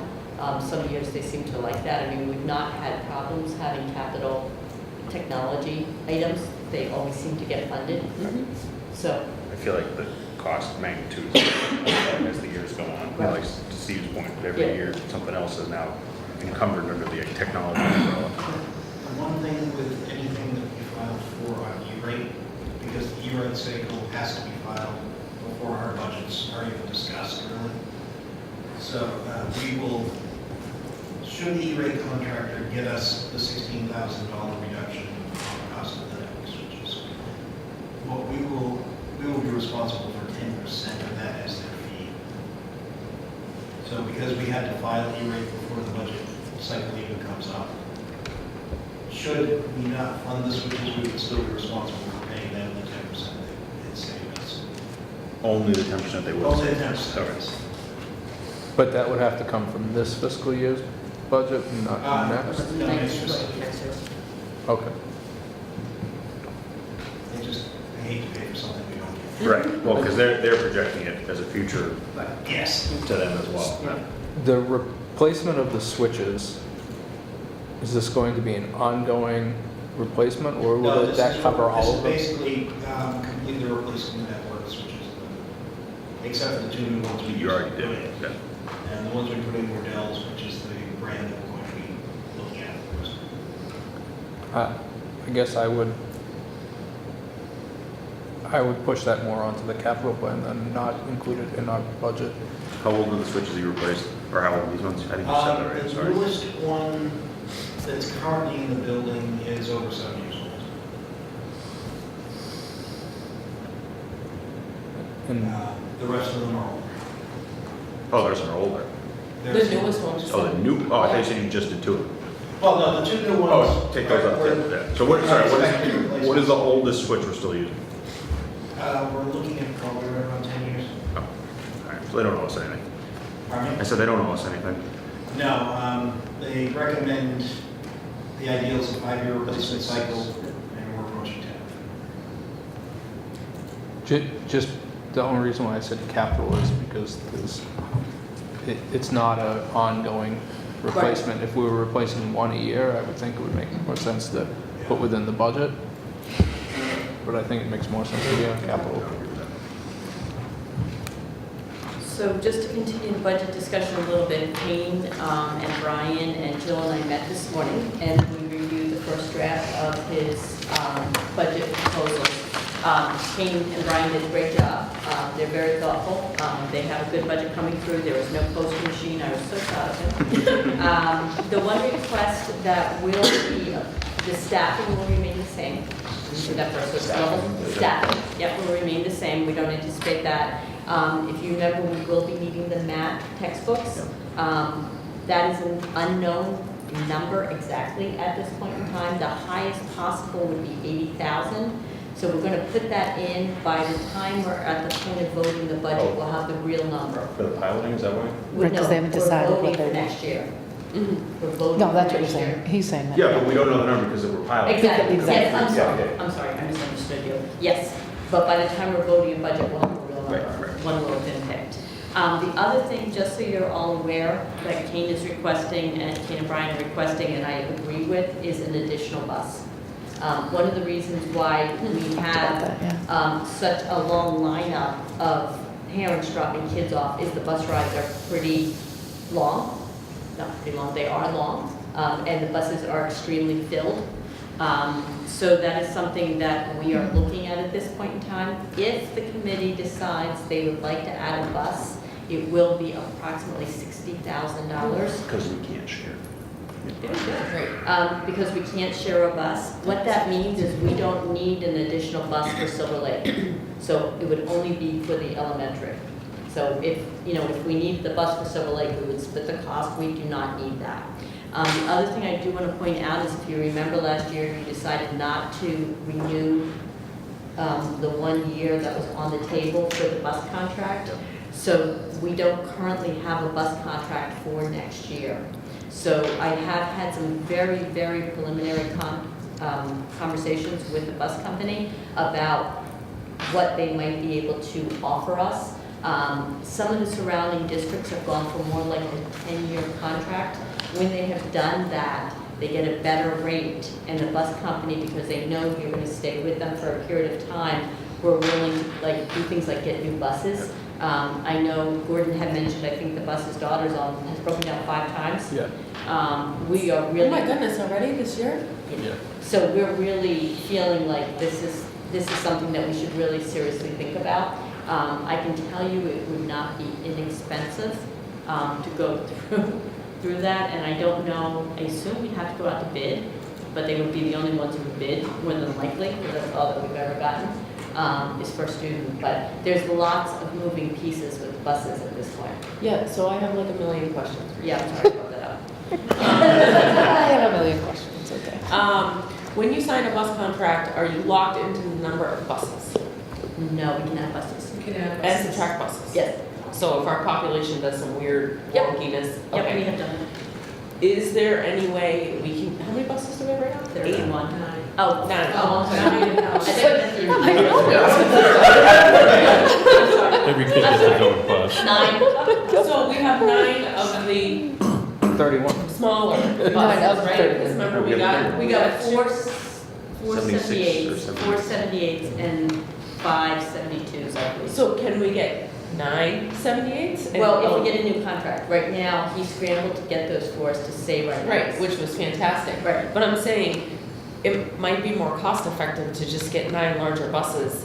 How's But that? I don't know routing wise if that's That's not gonna going to make work. the right It's like a choice. bit shorter. That's the issue. Oh, the issue is the, The bus So now rides. you're some of them are gonna so- and drive from there. Yeah, and it used to, the kids aren't, I mean, the kids might have a little more space. well, I thought part of the issue was we had neighborhoods that had, or stops that had a lot of kids, so we had to split stops between 2 buses. So I'm thinking if we have a larger bus and we It's not change that the much route larger a little for bit. kids. But the other part of it too The is, I trailers. think we're entering this hoping, or with the intention that by providing shorter bus rides and. Less people will drop their easier- kids off. Yeah. Right. Yeah. That's probably what I don't know.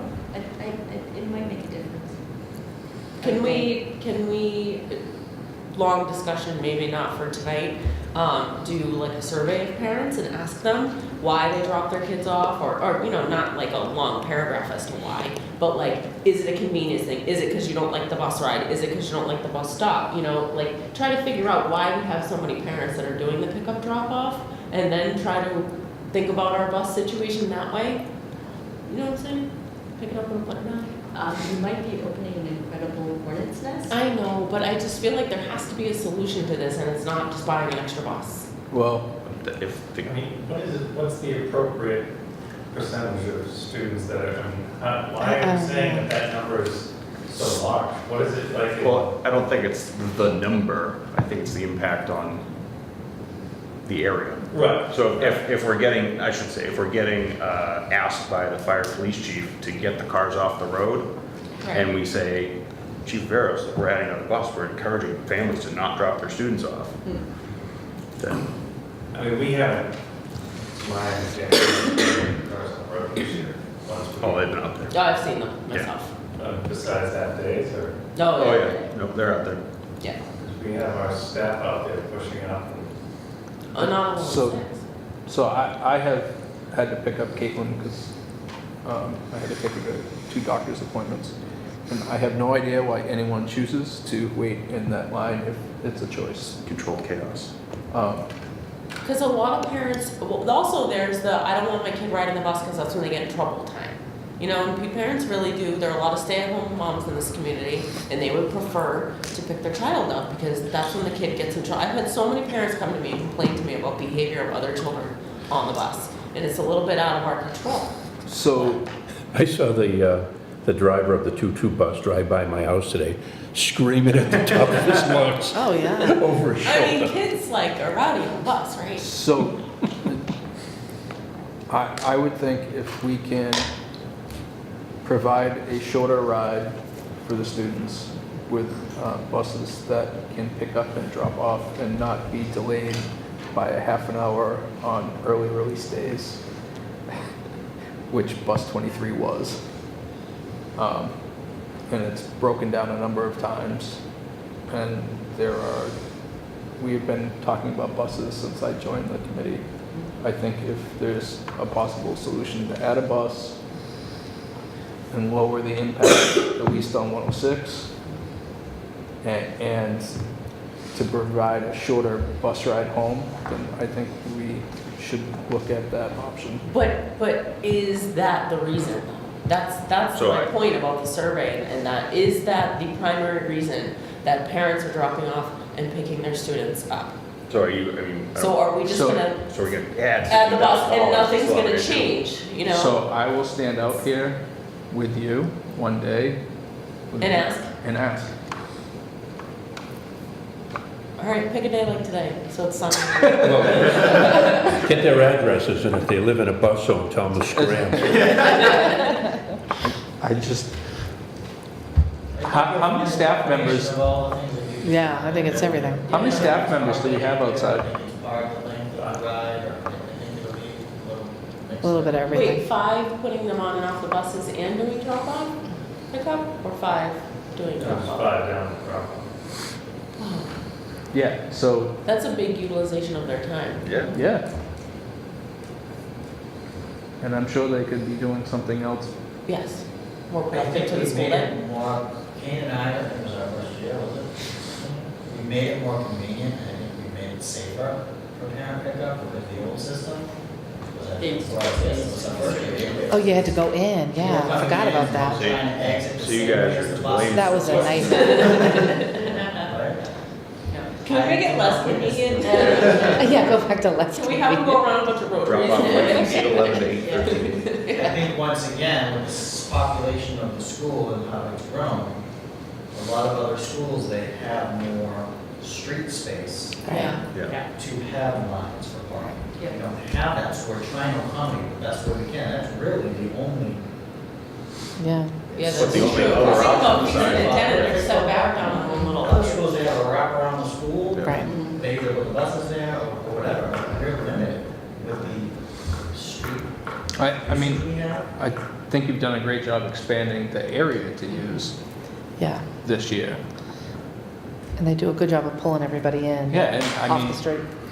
I see everybody out there working to try to get as many students back into cars and out as fast as possible, but that's a big delay, and I would think, again, I don't know why you choose to do that if busing is available. Yeah.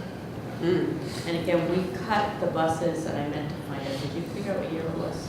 I'm thinking it was 4 or 5 years Is that ago. when you had 10 and went to 9? Yeah. Yeah, we cut a bus 4 or 5 I years think you ago said when we 4. had to.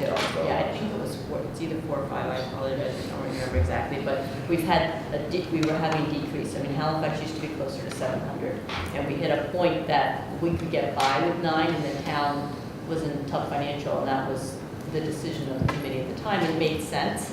At this point, I'm not sure it does make sense. I mean, again, I think, if we can get some controls, if we have less students on the bus, the buses won't be as chaotic, the rides will be shorter. It's not my vote to have, but I think it's just something to sleep on right now. We don't need to make a decision, but that is something we're going to put into the budget at this point. And I think, Oh, So you're gonna put it in as a 87 placeholder? we're going to put it in as a placeholder. Yeah, we're going to put it as a Makes placeholder. sense. And again, Rather you'll than have have the, yeah, absolutely. The other thing I just want to bring up again, I'm sorry. At what point in time do we have an approximate number of kindergartners for next year? We get the census, but it's never accurate. And we don't believe it will need more than 4 teachers. I think our staff is good. I don't think it'll be less than 4, if that's the question. No, it was more related to busing, so you're gonna have 87 students move up Approx, yeah. if it's the same. Yeah, if you know what the incoming class Right. is versus who you're graduating. Yeah. Yeah, I don't think Can it's. probably I anticipate think it'll be about the same. Is the 6th grade here low?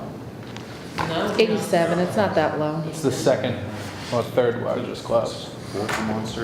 Isn't there Oh, one in it's the the middle? same. A big one? Okay. Grade 2 Yeah. is 99 Okay. kids. Yeah, we had And the that grade one 3 is bubble. 79. So Um, it's 20 kids difference from one Yeah. grade. Yeah, there is that one bubble, but I don't anticipate us needing another bus, needing another teacher. Is where I was going on. And I would say that, we're pretty consistent within the the mid-80s, anywhere to maybe low 90s, so probably will be in that area. Grade enrollment? Yeah. So I don't think that'll change too much. I do want to remind you that we will not be receiving the PAC, so that will be gone. How much is that? It'll look about 11,000, I think. That was because they outgrew the, No, they don't need the program anymore. They have a program called Seaside Academy, which they're renting a whole wing at Plymouth. And that's sort of their only elementary program at this point. They don't need our space. So those are some of the things just to be aware of. Again, Kate's not requesting any additional staff.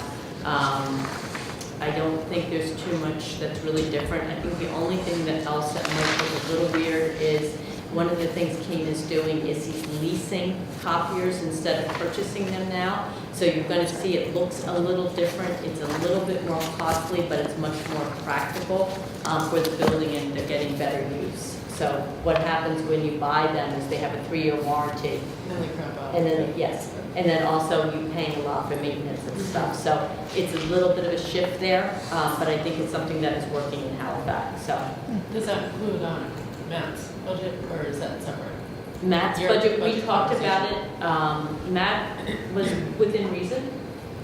There wasn't anything, I didn't see anything that I was, thought was outrageous. The only thing that was maintenance, actually, the other thing was the kitchen floor is really in pretty desperate shape in the cafeteria, that with inside the kitchen. That was In the actual in the actual kitchen. So it's to a Because the point that kids have a new floor. the kids have a new Yes. floor, but the kitchen is very old, and the health inspector has mentioned a couple times that would not be a bad idea to do. Mm. So I think that's something that we'd like to, we have that in the budget. Again, we'll get a full layout, but these are sort of our preliminary round 1 looks at it.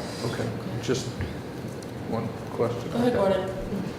The Raise your item, hand first. the items, Trying to set a good example here. the items that were removed from the budget last year when we hit the financial pinch, how many of those items do you anticipate that you'll be bringing back in?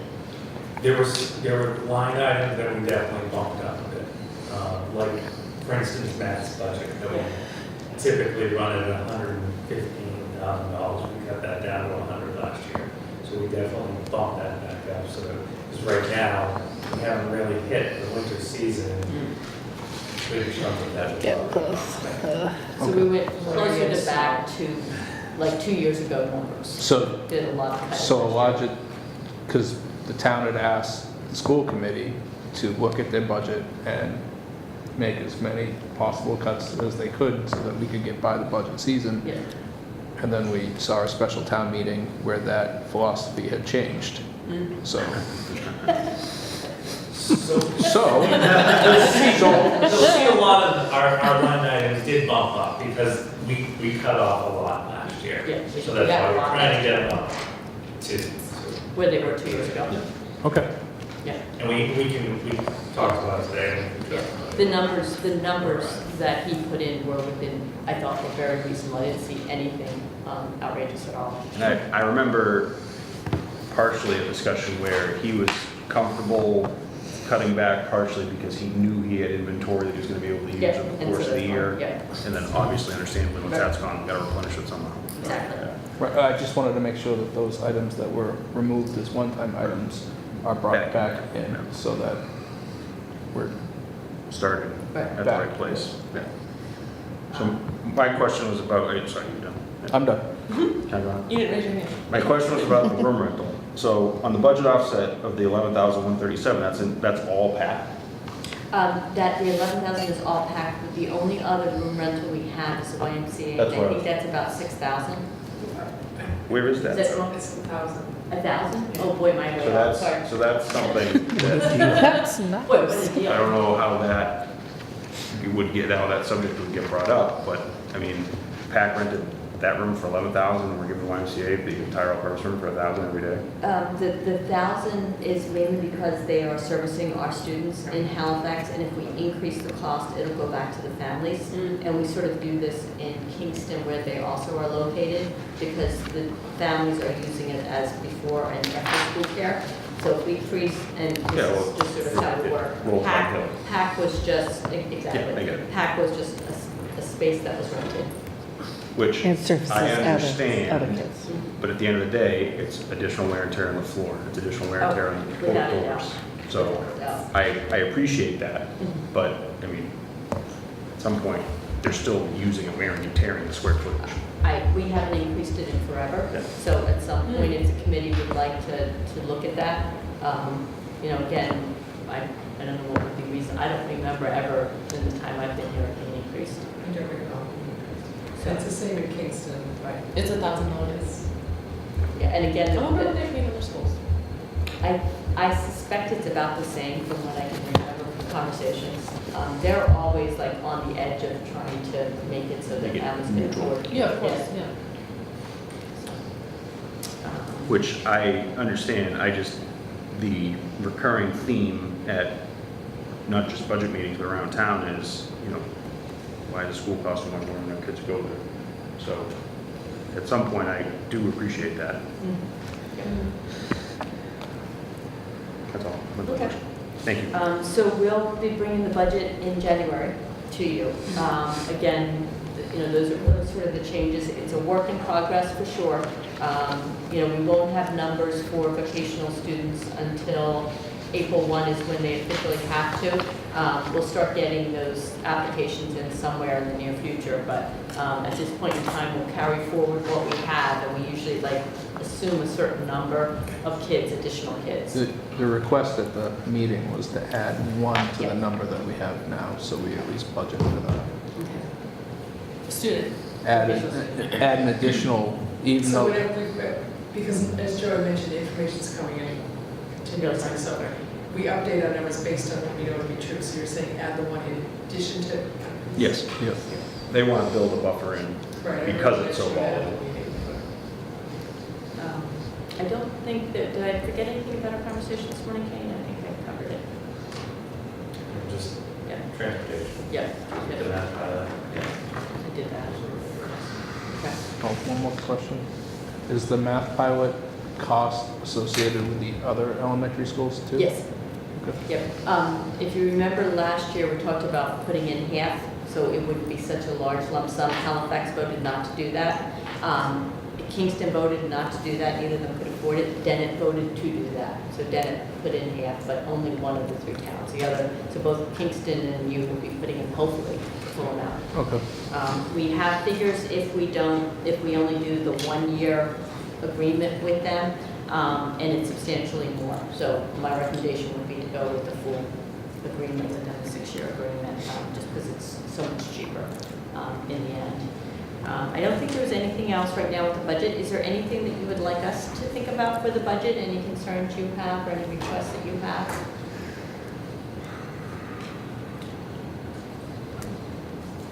Right now. Okay, if you do, feel free to send me an email. Halifax will be the first budget we'll be presenting. Again, we did have the first meeting today. Steve and Melissa and I are going to meet to try to go through and clarify so it makes sense and is consistent. Marie and I will be meeting when we get as accurate numbers as we can for next year's special education numbers.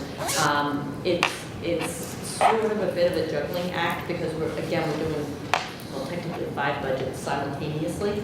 So it's a little crazy right now. So if I accidentally, like, say the wrong town, whatever, I will in the end get it right. I'm teasing. We're very careful about it, but it really is all in the time. And it's a lot to juggle. So, Christine is working on it. Everybody's absolutely full speed ahead on this. I guess my only question is, in terms of like special education and bringing new programs into the district, obviously there's an associated cost. Do you have anything that you anticipate is going to hit FY '20? I can't remember. I'm sorry. In terms of the new program? Yeah, like the shifting of funds from one place to another. And building a new program in-house for this next fiscal year. I believe we're fine with the status quo right now. Okay, Yes. that really wouldn't be. But that shift would be from the outer district Right. special. So it should be a cost saving. To Silver Lake. Correct. That's how you would see that money. And that's Same. personnel, curriculum, transportation across the board, right? That's the idea. Yeah. So that's, the difference would be you would see Silver Lake take the increase and out of district vocational would see the decrease. In our with- By more. With the programs. Yeah, I just want to make sure, because I'm on both committees, that everyone's aware that if you see an increase in Silver Lake for those items, You're offsetting the town hopefully side. we're seeing a decrease. Okay. Don't you love the own It's a little That's all right. complicated. But you get both It's sides. because the company. There you go. Well, I just want, you weren't saying that the Silver Lake would have any additional costs. So Silver Lake will have costs through the revolving programs, but it wouldn't be anything on a budget or assessment. Unless- something like that. So it's fine. Unless it isn't involved. Right. So one of the things I just wanted to make sure you are supportive of, the minimum wage is going to be increased to $12 in January. Technically, schools are not legally obligated to meet minimum wage, believe it or not. However, I feel morally that it is incorrect to pay substitutes $75 a day, which is what we are currently paying. They're here for a minimum of 6.5 hours. If you do the math out, obviously they would be below minimum wage if we keep it at $75. And these are really important people to our children and to our schools. So I'm making a recommendation as of January 1st to increase it to $85 a day. That will not have us at the lowest rate in surrounding districts. It's certainly not the highest. I believe we can incorporate that within the budget this year to pay for it. And then next year, you'll see when Christine builds her budget, we're going to see an increase in our substitute. I was curious, this is I'm all for that. A, do we know how many substitute teacher days get paid out per school year? Oh, it's a lot, and it depends on the situation. Oh, sure, We have that's still maternity long-term leave. versus- Yeah, I mean, we have some years, we had one year in Kingston, I think we had 11 or 12 teachers out on maternity leave. It Oh was my gosh. absolutely a we all boiled the water into the Yeah. Exactly, you must have gone to a meeting in Kingston. That's all right. Never again. Yeah. it is something that it really varies. It's, you know, John Huffy, I think his famous line was, it was the line most likely to be wrong. I mean, you just can't judge them, things just change. But, you know, we usually if they're out, then you have a lower cost on your teachers. I mean, there's Well, a bit of ups and downs, it just may not, the money may not be the right line item. But again, I don't believe I need a vote technically, but I would love it if you're comfortable and supportive of it, if you did want to take a vote for me to increase it to 85. I don't believe technically I need you to vote, but just so that I know I have your support, to And you're- increase it to $85. So you're comfortable that it would be? I am comfortable that we will, yeah. And I, to be honest with you, we can't find substitutes. We're dying. I mean, we're absolutely dying. I That's- think the that's true only, across the the board. only solution is to increase the cost. I mean, I don't really know what else to do. Even at $85, it's not exactly well paid. Oh, okay? that's, Do you mind what I ask what they get in years? I Do you think know? it's 75, Yeah, and I don't know. and we're hurting big time. Yeah, no, they all. We get are. we don't have Yeah. anybody. We were not the lowest, you know, there were other districts that were at 75, because it is a high cost, but again, I want to get the people that want to come here, and if $10 a day makes a difference, it's worth it money well spent in my mind. Yeah. well, not to mention if you can retain the people Exactly, that good. that are here, Yeah. which is nice. Can you just, for the meeting, discuss how the substitute teacher, if we're hurting for people, how people can get in contact with you? Sure. If anybody's interested in applying to be a substitute, if you could come into my office, or if you want to stop in to the elementary school and fill out an application, and then one of our assistant principals or principals will interview them. We just going to put down 3 references. They come in, and then they go through basically what our needs are. Pretty simple interview.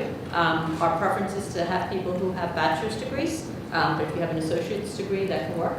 And if you are fresh out of college, we're looking for them to have at least 2 years of college. But some of our graduates do come in when college ends in May. They'll come in for the last 6 weeks to make a little Yeah. money. And what is the process when we don't have a substitute? Brian puts on his teaching hat. We have aides, we'll have reading specialists, we have There's a lot people. of texting in the morning, the reading teacher could cover. This is very, she's sitting there like, don't Yes, look at me, don't you know, look in at classroom today, so. me. Yeah. It is. Paraprofessionals pitch in, ed teachers pitch in, we can kind of pitch in. We have to have a Cover. body there. I cover periods of time, but it is an inconvenience, but we just can't. Nothing I can do. Do the subs teach? Oh, yeah. Teachers are That's the goal. required to be lesson plans. Why are you thinking They about it? are called substitute teachers, Bob. Yeah. You can come have pet show and tell. But again, if you're comfortable taking a vote, that would be great. If you're not, that's fine. As I said, I don't believe I technically need a vote, but, you know, more if you just want to be comfortable and be supportive. Do we need a formal motion, or? If you'd like to, it's sort of your call. I don't think it would hurt. I don't believe it's Go ahead. required, but I don't think it would hurt. I'll make a motion to increase the daily substitute pay from $75 to $85 an hour. Second. All those in favor? Aye. Aye. Thank you. I think it should be more. I don't disagree. It's just the budget cost, Bob. Yeah. You know, I think the $10 will hopefully move us in the right direction. We'll see if it brings a lot What's the last- easier. And maybe in a year, can we bring it Yeah. back up What's the again? last boost you had? Yeah. The last boost? Yeah.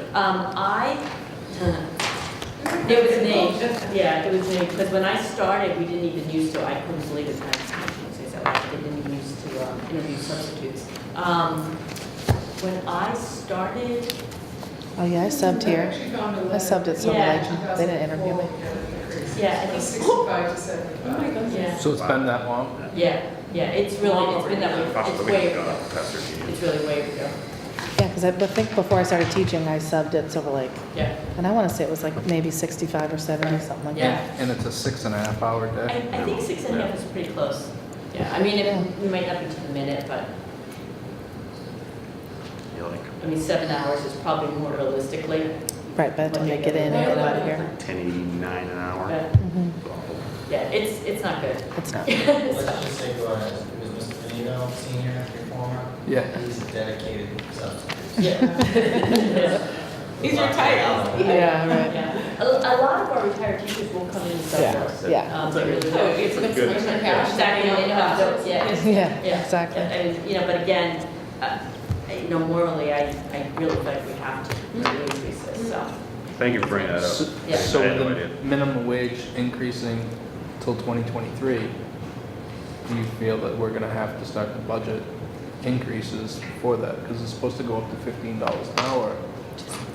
Yeah, we're not mandated. You know, we don't want to lose think- people to. But if we can't hire employees to come in, then that's Good the point. issue.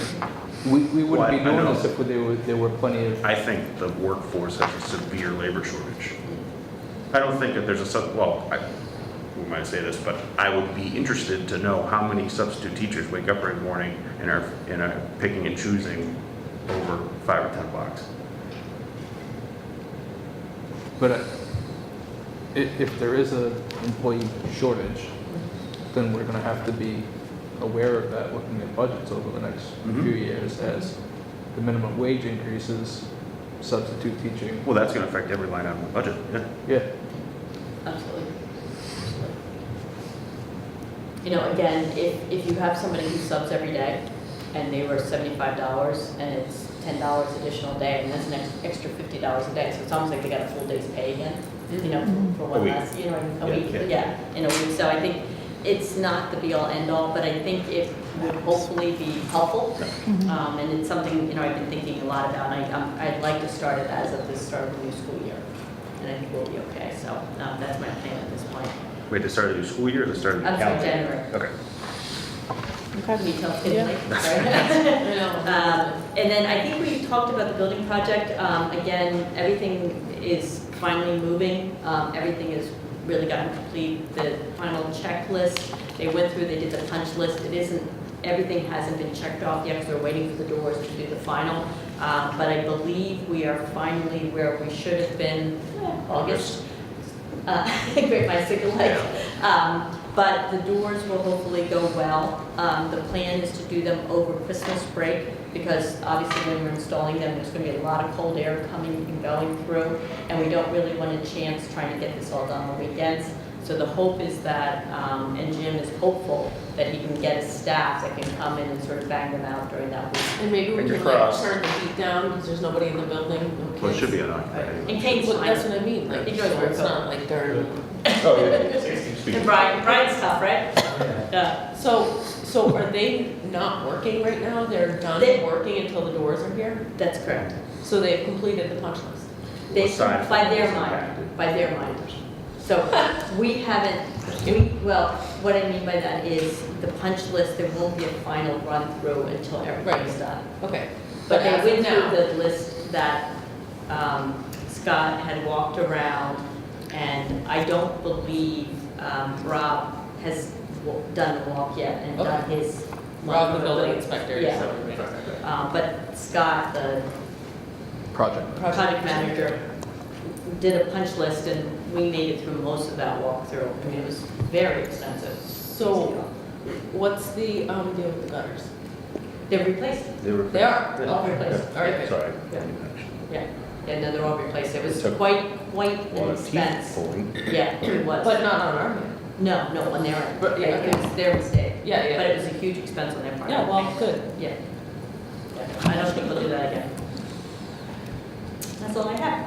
Thank you, George. Sponge All bar right, goes well, up tomorrow. before we make That's a yours. motion, 7 What time, when's our next meeting? And he's illuminated. Okay, just wait 1 second. We have no need for executive session tonight. A couple of dates to remember is we are adjourning on December 24th, or I think the 23rd is actually the last day of school, right? And then The Friday, the 21st. 21st, okay.